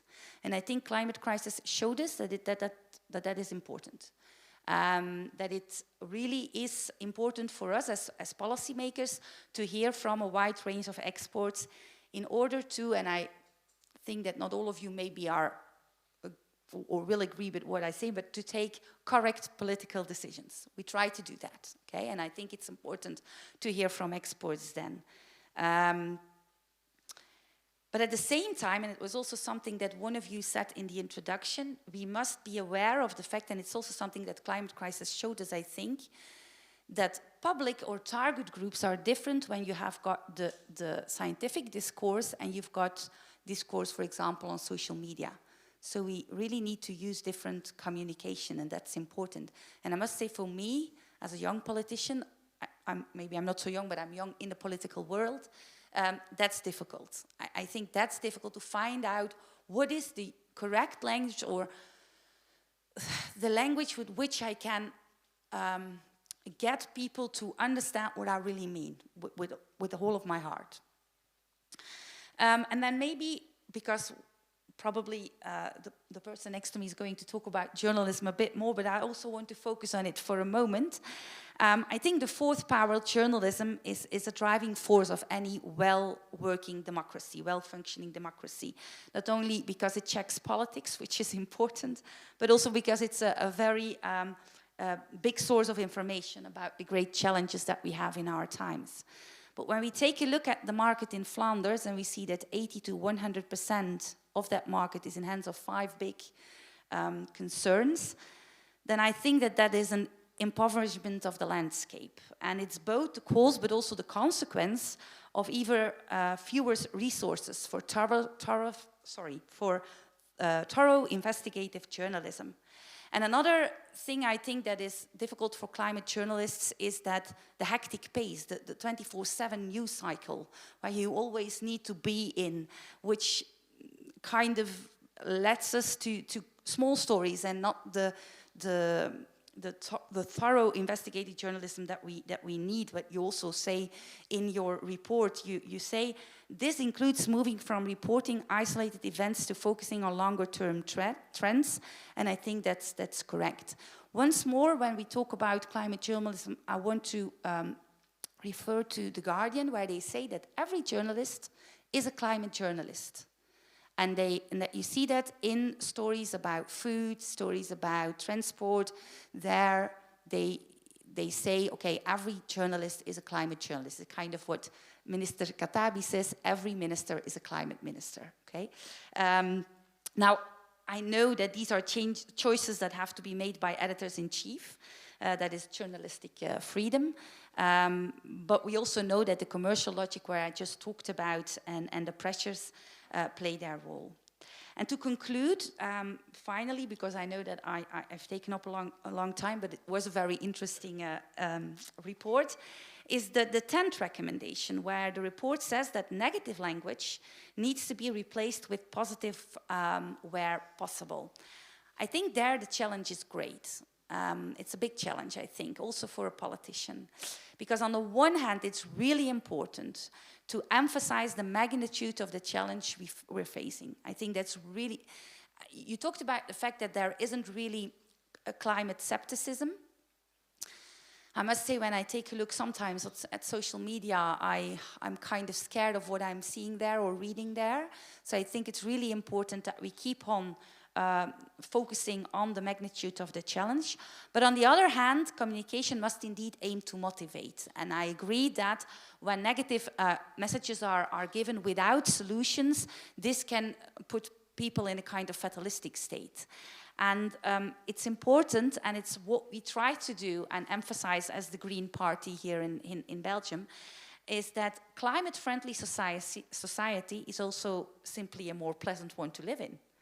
So maybe we really need to emphasize that more. Yes, we can. More nature, more green in the city, healthier food, clean air, more time for the really important things in life, and that's what we try to do. Normally, I wanted to stop here, and I'm really just want to take two more sentences, because when I was on the train, I live in Ravels, which is 1.5 hours with the train, so I've got a lot of time to read. I read the report again, and one thing that I was questioning this morning, but it was not really in my preparation, is that you didn't say anything about the role of companies and the language that companies use in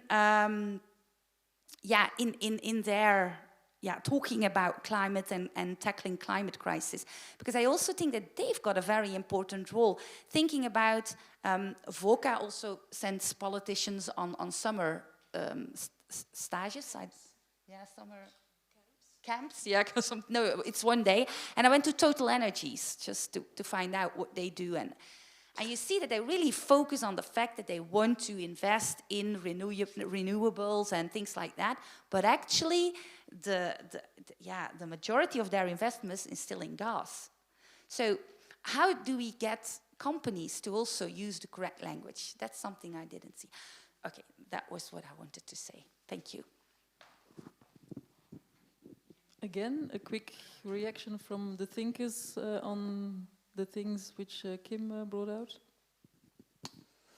Yes, Kim, thank you very much. There were so many pertinent comments here, but that I would have loved to discuss further, but I cannot do that. But to the point about The Guardian and the words that they encourage their journalists without imposing them.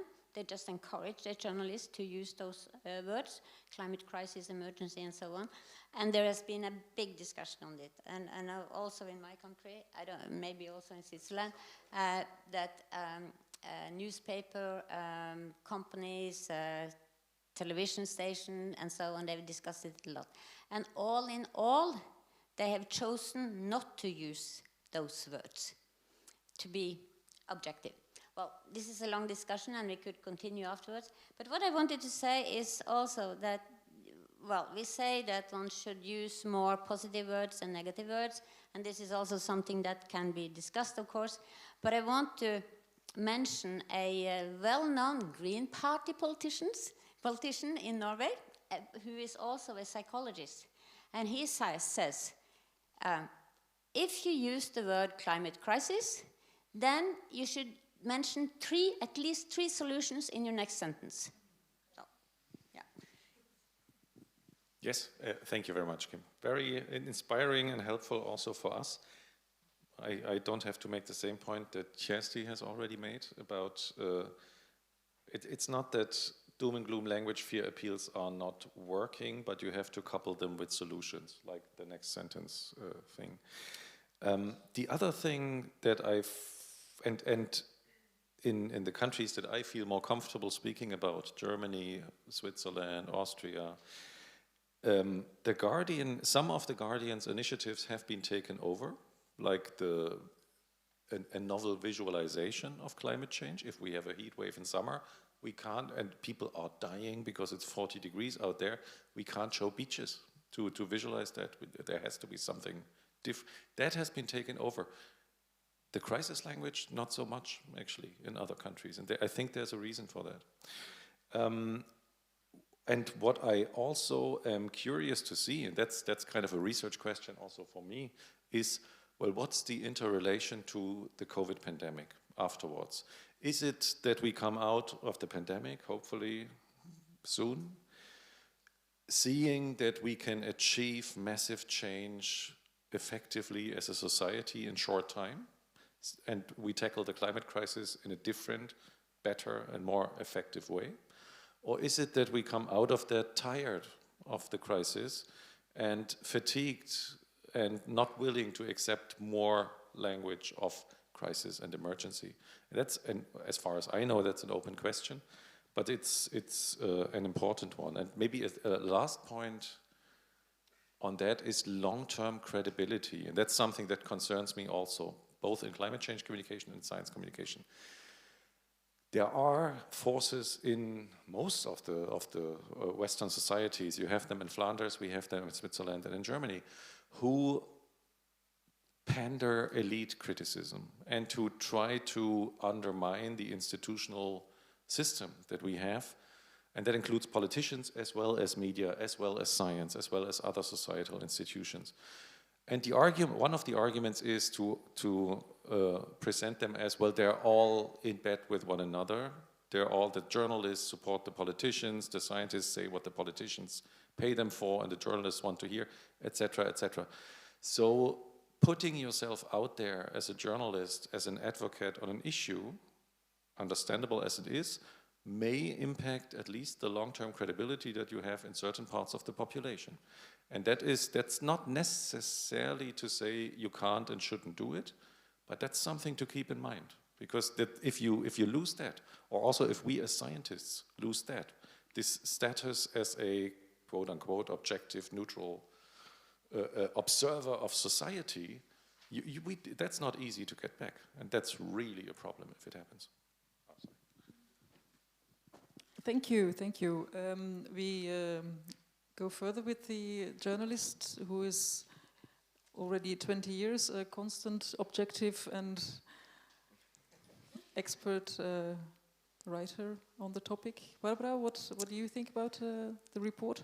I was happy to read it, thank you. Coming from the turbulence of the newsroom, it's always very therapeutic to reflect upon what we're doing with all these words that have all that power. A few things. I was wondering if you have found enough data on the biggest Flemish newspaper, Het Laatste Nieuws. The biggest Flemish newspaper, because of course there's a lot of research on several media outlets, but I was wondering if you have that, because it's the biggest one and we cannot complete the story without that, I think. That was just a small thought. We from the media are in very turbulent times, and we are very interested, not only me, in the impact we have with our words, articles, stories, because this is changing. We are feeling that we have less impact because of the social media taking over. One of my editors said last week, we are being sucked up by the vacuum cleaner by Mark Zuckerberg. So we were wondering, we agree with your recommendation for more research, but also to actually actively communicate it to us. It's very, I think the hunger for that kind of research is bigger than ever. A second thing that you mentioned, and I agree with, and is a challenge for journalists in general, but especially for climate journalists, is the erratic coverage of the topic. So there's a COP, there's a flood, and then you have many articles, and then nothing. This is a big problem in terms of psychological impact. We know this, we see this in reactions from readers, and we feel it ourselves. It's as if it's every time it's the same story repeating, a disaster or a COP that doesn't deliver, then nothing, and then again the same thing. So we should reflect internally at our newsrooms how to solve this. We are doing this. It is possible to solve this. Many media have a solution in terms of a daily or weekly rubric, page, one page or one item, a section in the newspaper or online that is about environment and climate, and that's much broader than only the conflict and the problematic stories, where you can really have a more structural thread that is more continuous. So for us, ideally we would be able to do this on our website and in our newspaper. Le Soir has it, I think Le Monde has it, so it's not impossible. But this is a recommendation mostly for newspaper and media bosses. So I'm not sure if it's a recommendation for you, but I just wanted to add that it's possible to work on that.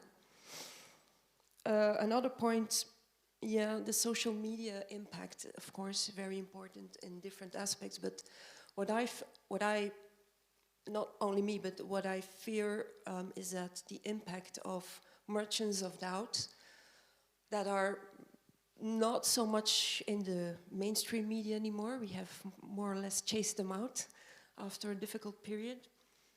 They are everywhere online, and I wonder where this is going in the future, because our ecosystem is very much changing and under pressure.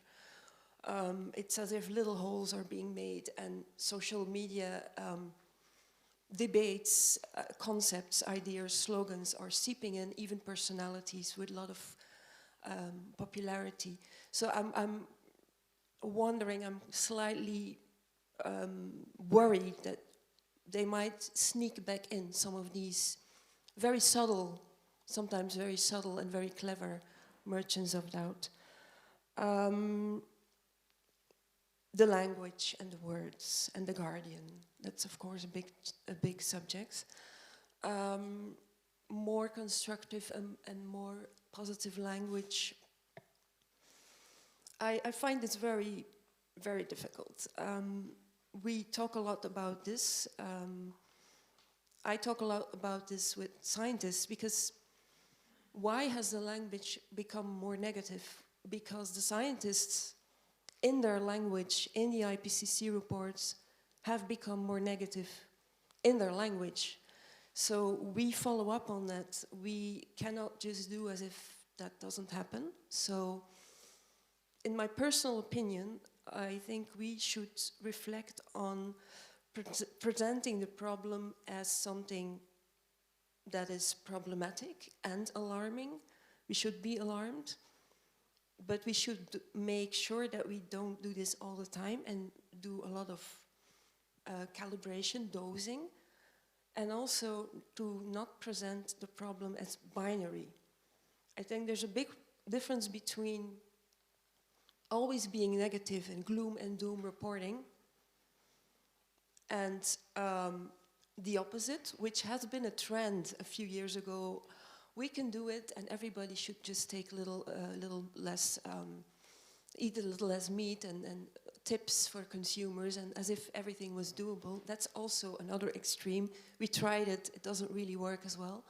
So what we are trying to do now, or what I'm reflecting upon in my conversations with colleagues and scientists, is to try and present this problem as a big problem, with visuals, which is easier in the digital age. A lot of online applications that are really capturing the problem in one graph or in one picture. But to show people and explain them with different stories, narratives, words, that it's not a binary problem. When we hit 1.6 degrees, it will be very bad. There will be suffering that could have been prevented, but we will not be eradicated in one sweep. We can still do things. We can stumble on in the midst of alarming threats and extreme weather events. And I think the new challenge for climate journalists now is this one. We have been through lots of stages: alarmism, the contrary, negation, not doing enough reporting, research. It has been everything. And now this is a new way of looking at it and trying to present things more subtly. This is what I'm hearing and seeing in my newsroom. I have to drink because I have a cold, but it's not COVID. I did a test before I came here.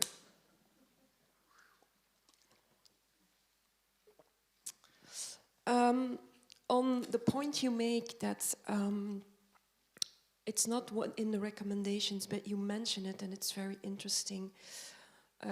Or is it in the recommendations? Anyway, to make stories on climate change more tangible and concrete, we are very grateful that people like Peter exist, because they give us all the input to do that, and we will continue to do it.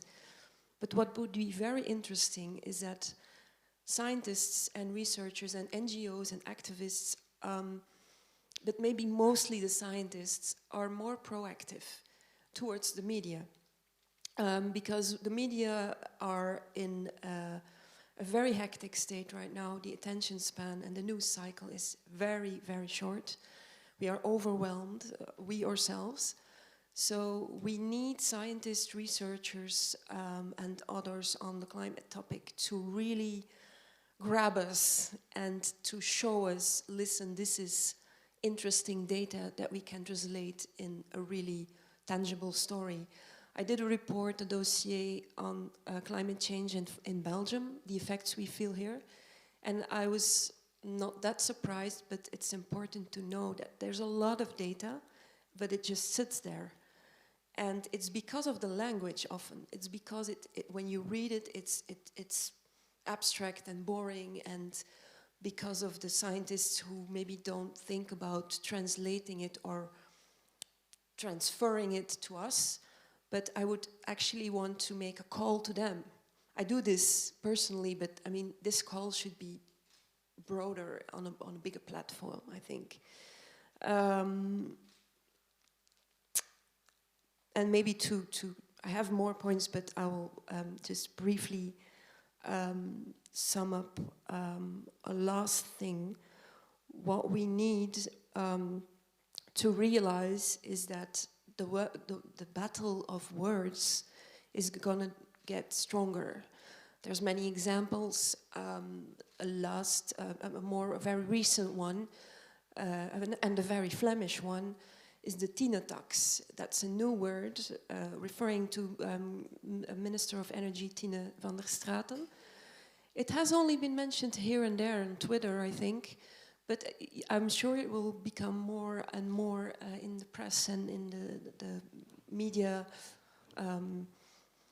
And it refers to the fact that it will all cost us so much. And it's a descendant of the turtle tax, and other minister who had to tax, who had to provide subsidies that were too expensive, and then there was a tax. So my ideal, in my ideal world, we as journalists would be in an informal task force amongst ourselves, because we're only very little. We have, I mean, I said 10, but I'm not even sure it's 10. Ideally, we would be interconnected to talk about all this and many more other points. Should we be more activist or not? I myself don't think we should, but because we don't have the time, we are producing more and more in less and less time with less and less people. So ideally we would have an informal task force, but that's really difficult because of the competition in commercial media. If someone from government, from academia comes up with a way to structure this or to organize this, we can do it ourselves, but it's not easy. Thank you, Barbara. A quick reaction of our thinkers. Okay, just very quickly. I think, Mike, you may have more to say there, but thank you again, Barbara. What was I going to say? Yes, because in my group, in my research group, we have had nice collaboration for many years with climate scientists. That has been very valuable for us to have climate scientists that can check what we do, what we say, etc. So that is on the words and the terms that we use. But also I've discussed with them several times, as I said things like, oh, you're always so alarming, you're always so negative, it's always uncertainties and uncertainties. Joking a little bit with them also. Why couldn't you try to be more constructive? And then they say, Kjersti, you know, this is something very serious. So I say, yes, of course it is. But so there is discussion, and they are willing to discuss it, I feel, at least. So, of course, there has to be a balance. We can never forget that this is very serious and should always be underlined, I think. But then again, crisis, 3 solutions. Yeah, something like that. And then also, quickly, we were talking about all the uncertainties, and they are not so much up now, but in the beginning, when we started after IPCC report 4, especially, there were a lot of discussions on uncertainty. And then one of the climate scientists said to me, that's right, we can do something about that, because the fact that there are so many uncertainties doesn't mean that there are no certainties. So focus more on the certainties also was something that we discussed. Okay. Thank you very much also, Barbara. It's a great panel, and it's really cool to get so much input. Thank you very much. And I would have much more to say than I can actually say now, but it's just quickly. First, Hedlatze knows no studies, as far as I know, at least. I would love to have some, but it's very, I mean, the number, for example, that I'm pretty much, or the study that I'm pretty much basing on the fact that coverage here is less pronounced than it is in other countries. There's a couple of ones, but the biggest one has one Flemish newspaper in there, and that's the Tate. Yeah, I know. But that's what we have. And so it's not there. And that's a more structural thing also in research on these issues. Very often people focus, especially in comparative studies, on national broadsheets and very little of them. Knowing that in many countries, national broadsheets are not the media most people use, for example, to inform themselves. But it's television then. But television is much more difficult to get. And if you want to have a 20-year time span for 30 countries, you can forget about television. You don't get that data, so people do newspapers. And people do text also, not multimodal. It's not, you mentioned visualizations. Would be great, increasing in importance enormously, visualizations. But very often we talk about text because that's what's easiest to analyze. Second thing, science should be more forthcoming towards the media. There is, not in Germany or in Switzerland or so, but in some countries, in the US, I mentioned that before, the Global Warming 6 Americas from the Center of Climate Change Communication. but also in Australia at Monash University. In China, there's something built up similar, kind of intermediary centers in usually the academic community, often financed from the outside. Climate Outreach in the UK is something similar, that try to mediate between the academic world and not just, but also journalists. And I think that's a very interesting way. And many of them actually try to broaden this approach. So that would be, and it's easier to do that in a big country, of course, than it is in smaller countries like Switzerland also is one.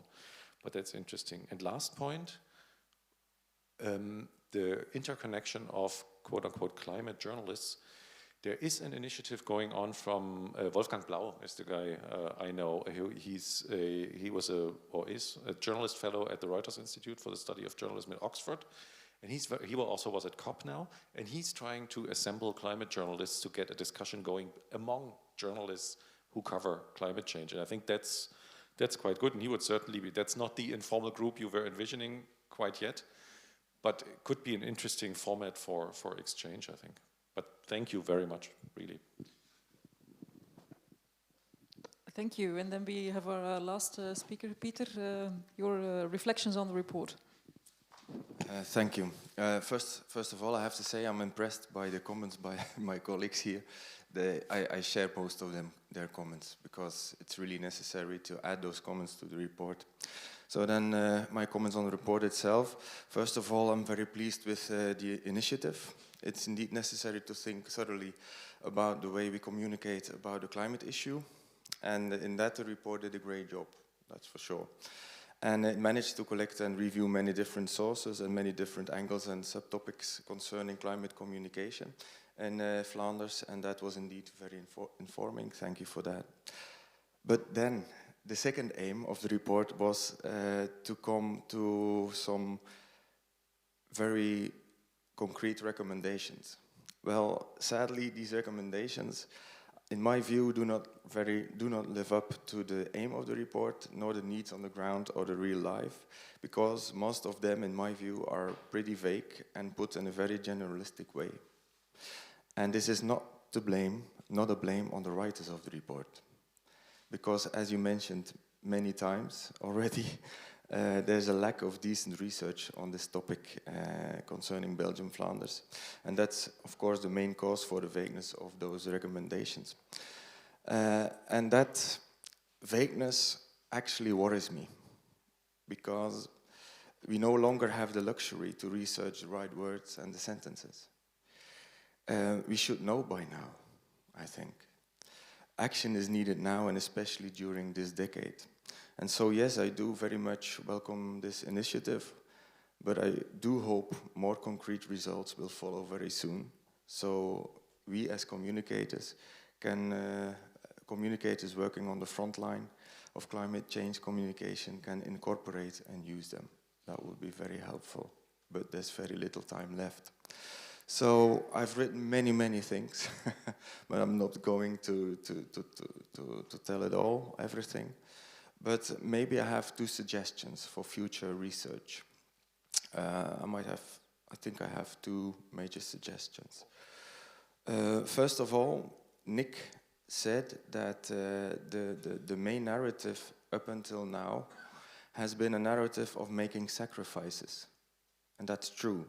It was mainly a narrative of mainly doom and gloom, and a narrative of driving less, showering less, turning off lights before leaving the room, lowering the heating, etc., etc. So making sacrifices.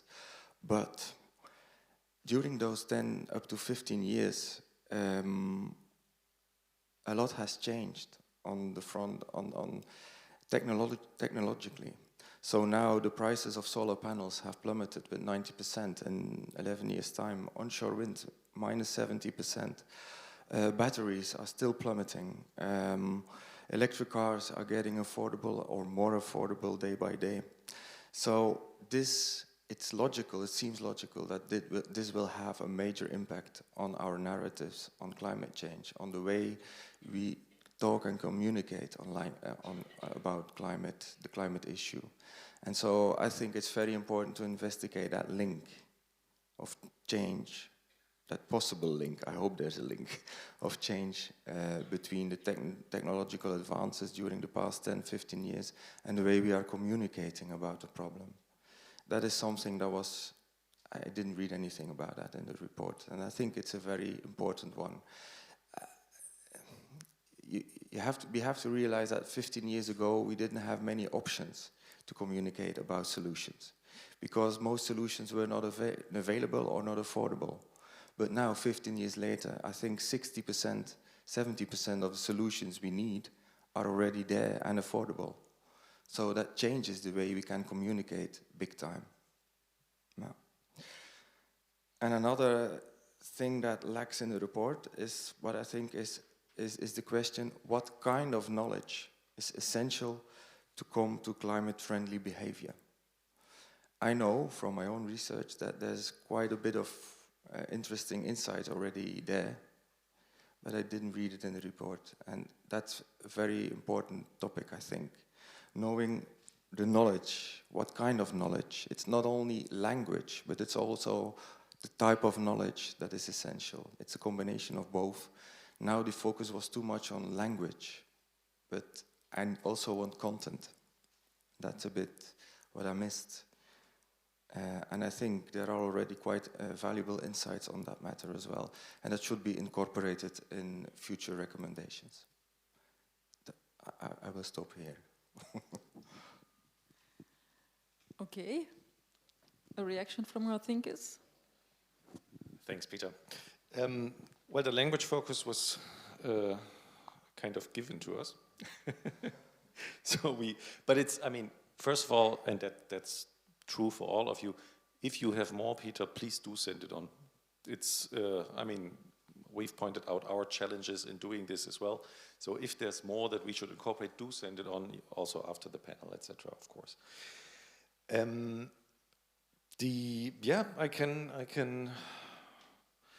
I can understand the criticism.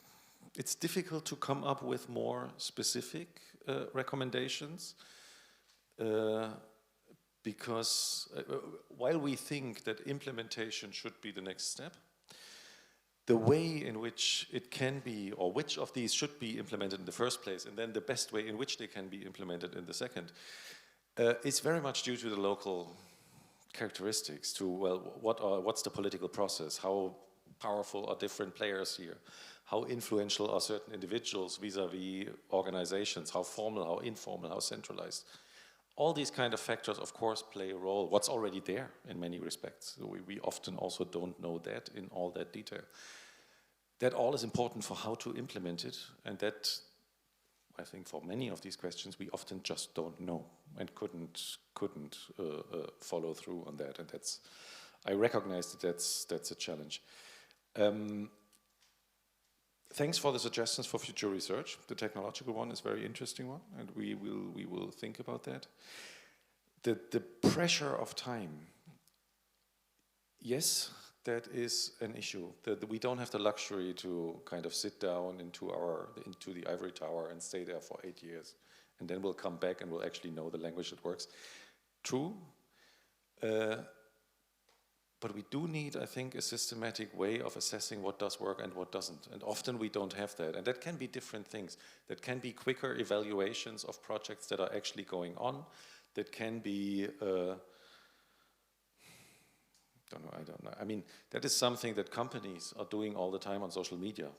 Both the tech companies themselves as well as the organizations, that they experiment with different languages in subsections of their feeds. So that is something where you can quickly and quasi-scientifically get feedback on different things and how they work and how they play. And these things are also things that I think we have to think about as well. But I realize it's a challenge. And thanks also for the criticism.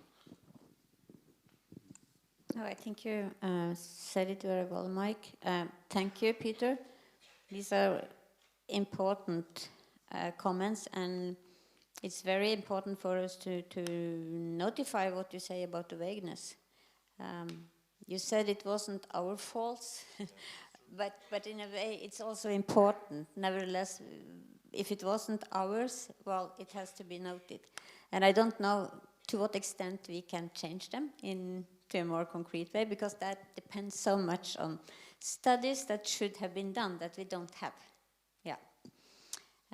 But I also wanted to emphasize what Mike said again for all of you. We are so interested in the gaps that you see, because we want this to be the best possible and as concrete as possible, even though it may be difficult in all the chapters maybe sometimes, but especially in the recommendations, of course. So, but we want to know what you see as gaps in our report, and we will try to do our best, won't we? Sorry. I'm positive that you will do your best to fill in the gaps. I promised you some time for your input as well. We've got 5 minutes left. So if any of you out there would like to add a recommendation, there is somebody with a mic going around, I guess.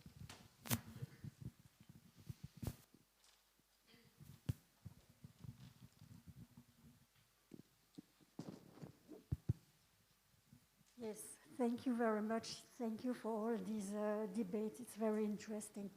I am a physicist. I'm sorry, maybe for the question only, you can take quickly off your mask, because otherwise, yeah.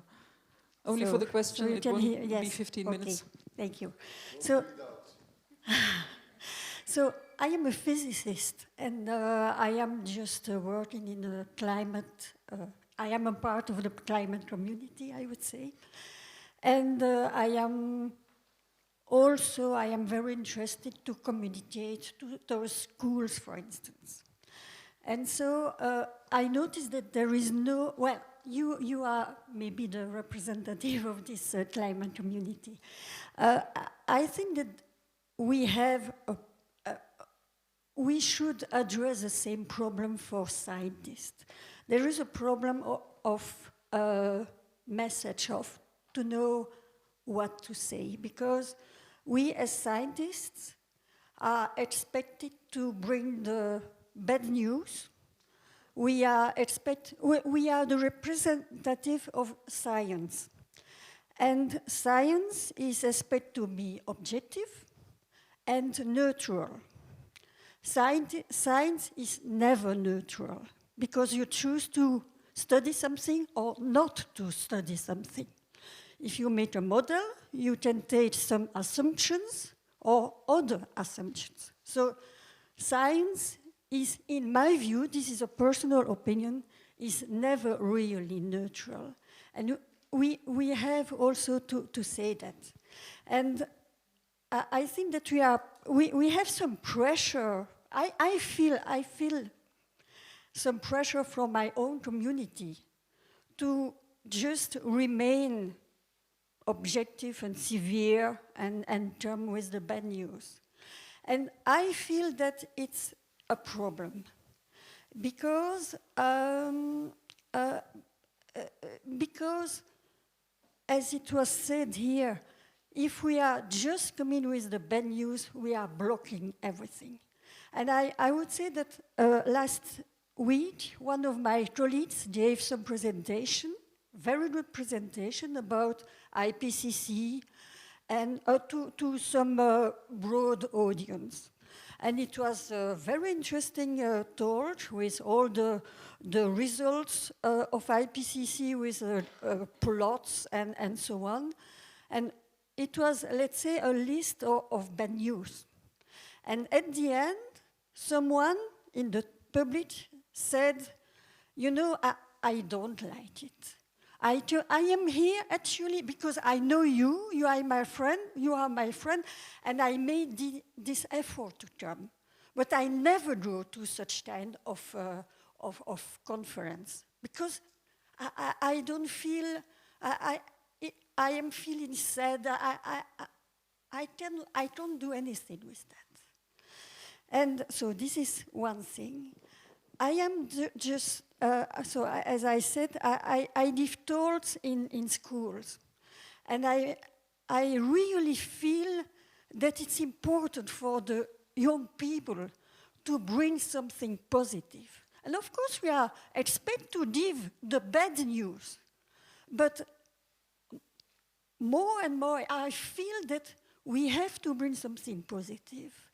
And a thing I do is, when I go to a classroom, I give a homework. And the homework is think about a list of reasons why we should be happy while addressing climate change.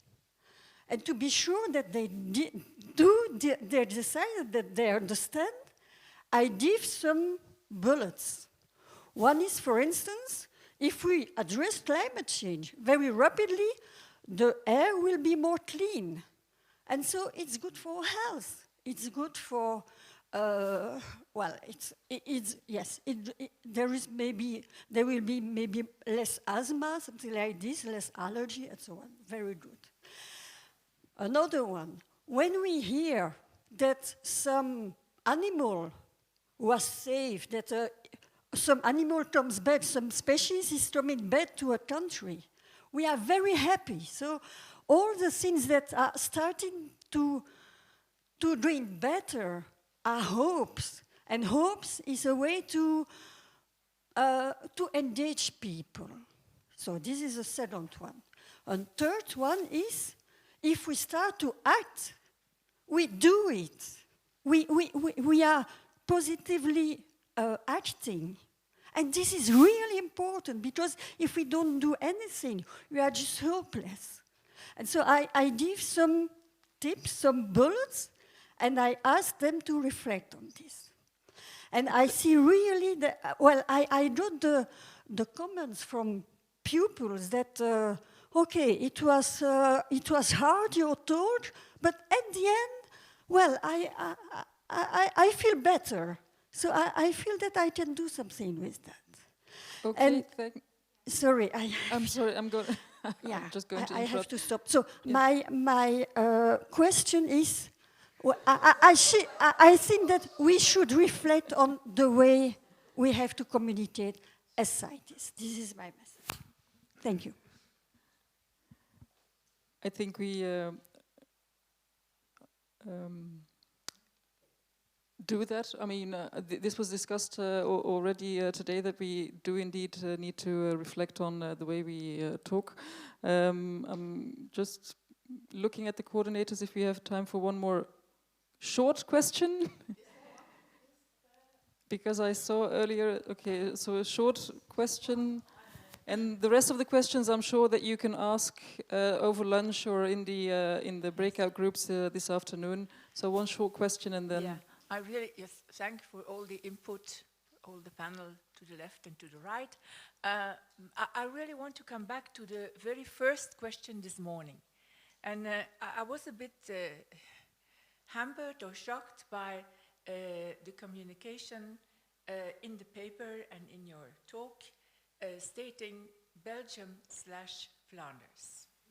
And I know from other thinkers programs that it is a very, very hard challenge for foreigners, for foreign researchers, to have a kind of grip of our complicated political situation, where it is not only a question of multilingual country, but where there is a question that the language is also really gearing the decision making, because we have this territorial principle, and language is really dividing, not in a conflictuous sense, but is really like a main factor in the decision making. And we can take many examples, I won't do that, but I think it's very important for the report to have the impact that we want to have it, that at least you kind of frame this problem. And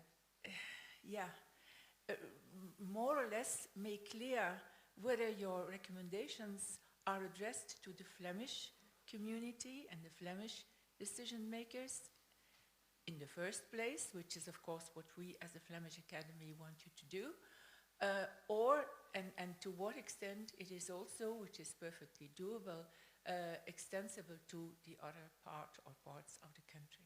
It's so essential to have the message come through. Thank you very much. I'm sure that you will take that into account as well, that Flanders is not, I mean, the country, but we're Belgium, and we're actually, I mean, the climate doesn't stop at the borders of Belgium either, so... but thank you all so much. A big thank you for our panel members, of course. Nick Balthazar, Kim Buijs, Barbara de Bussere, and Pieter Boesmare. And a big thank you for being here. It was a lot. You can digest it over lunch and discuss it further in the breakout groups this afternoon. Thank God the day is only halfway.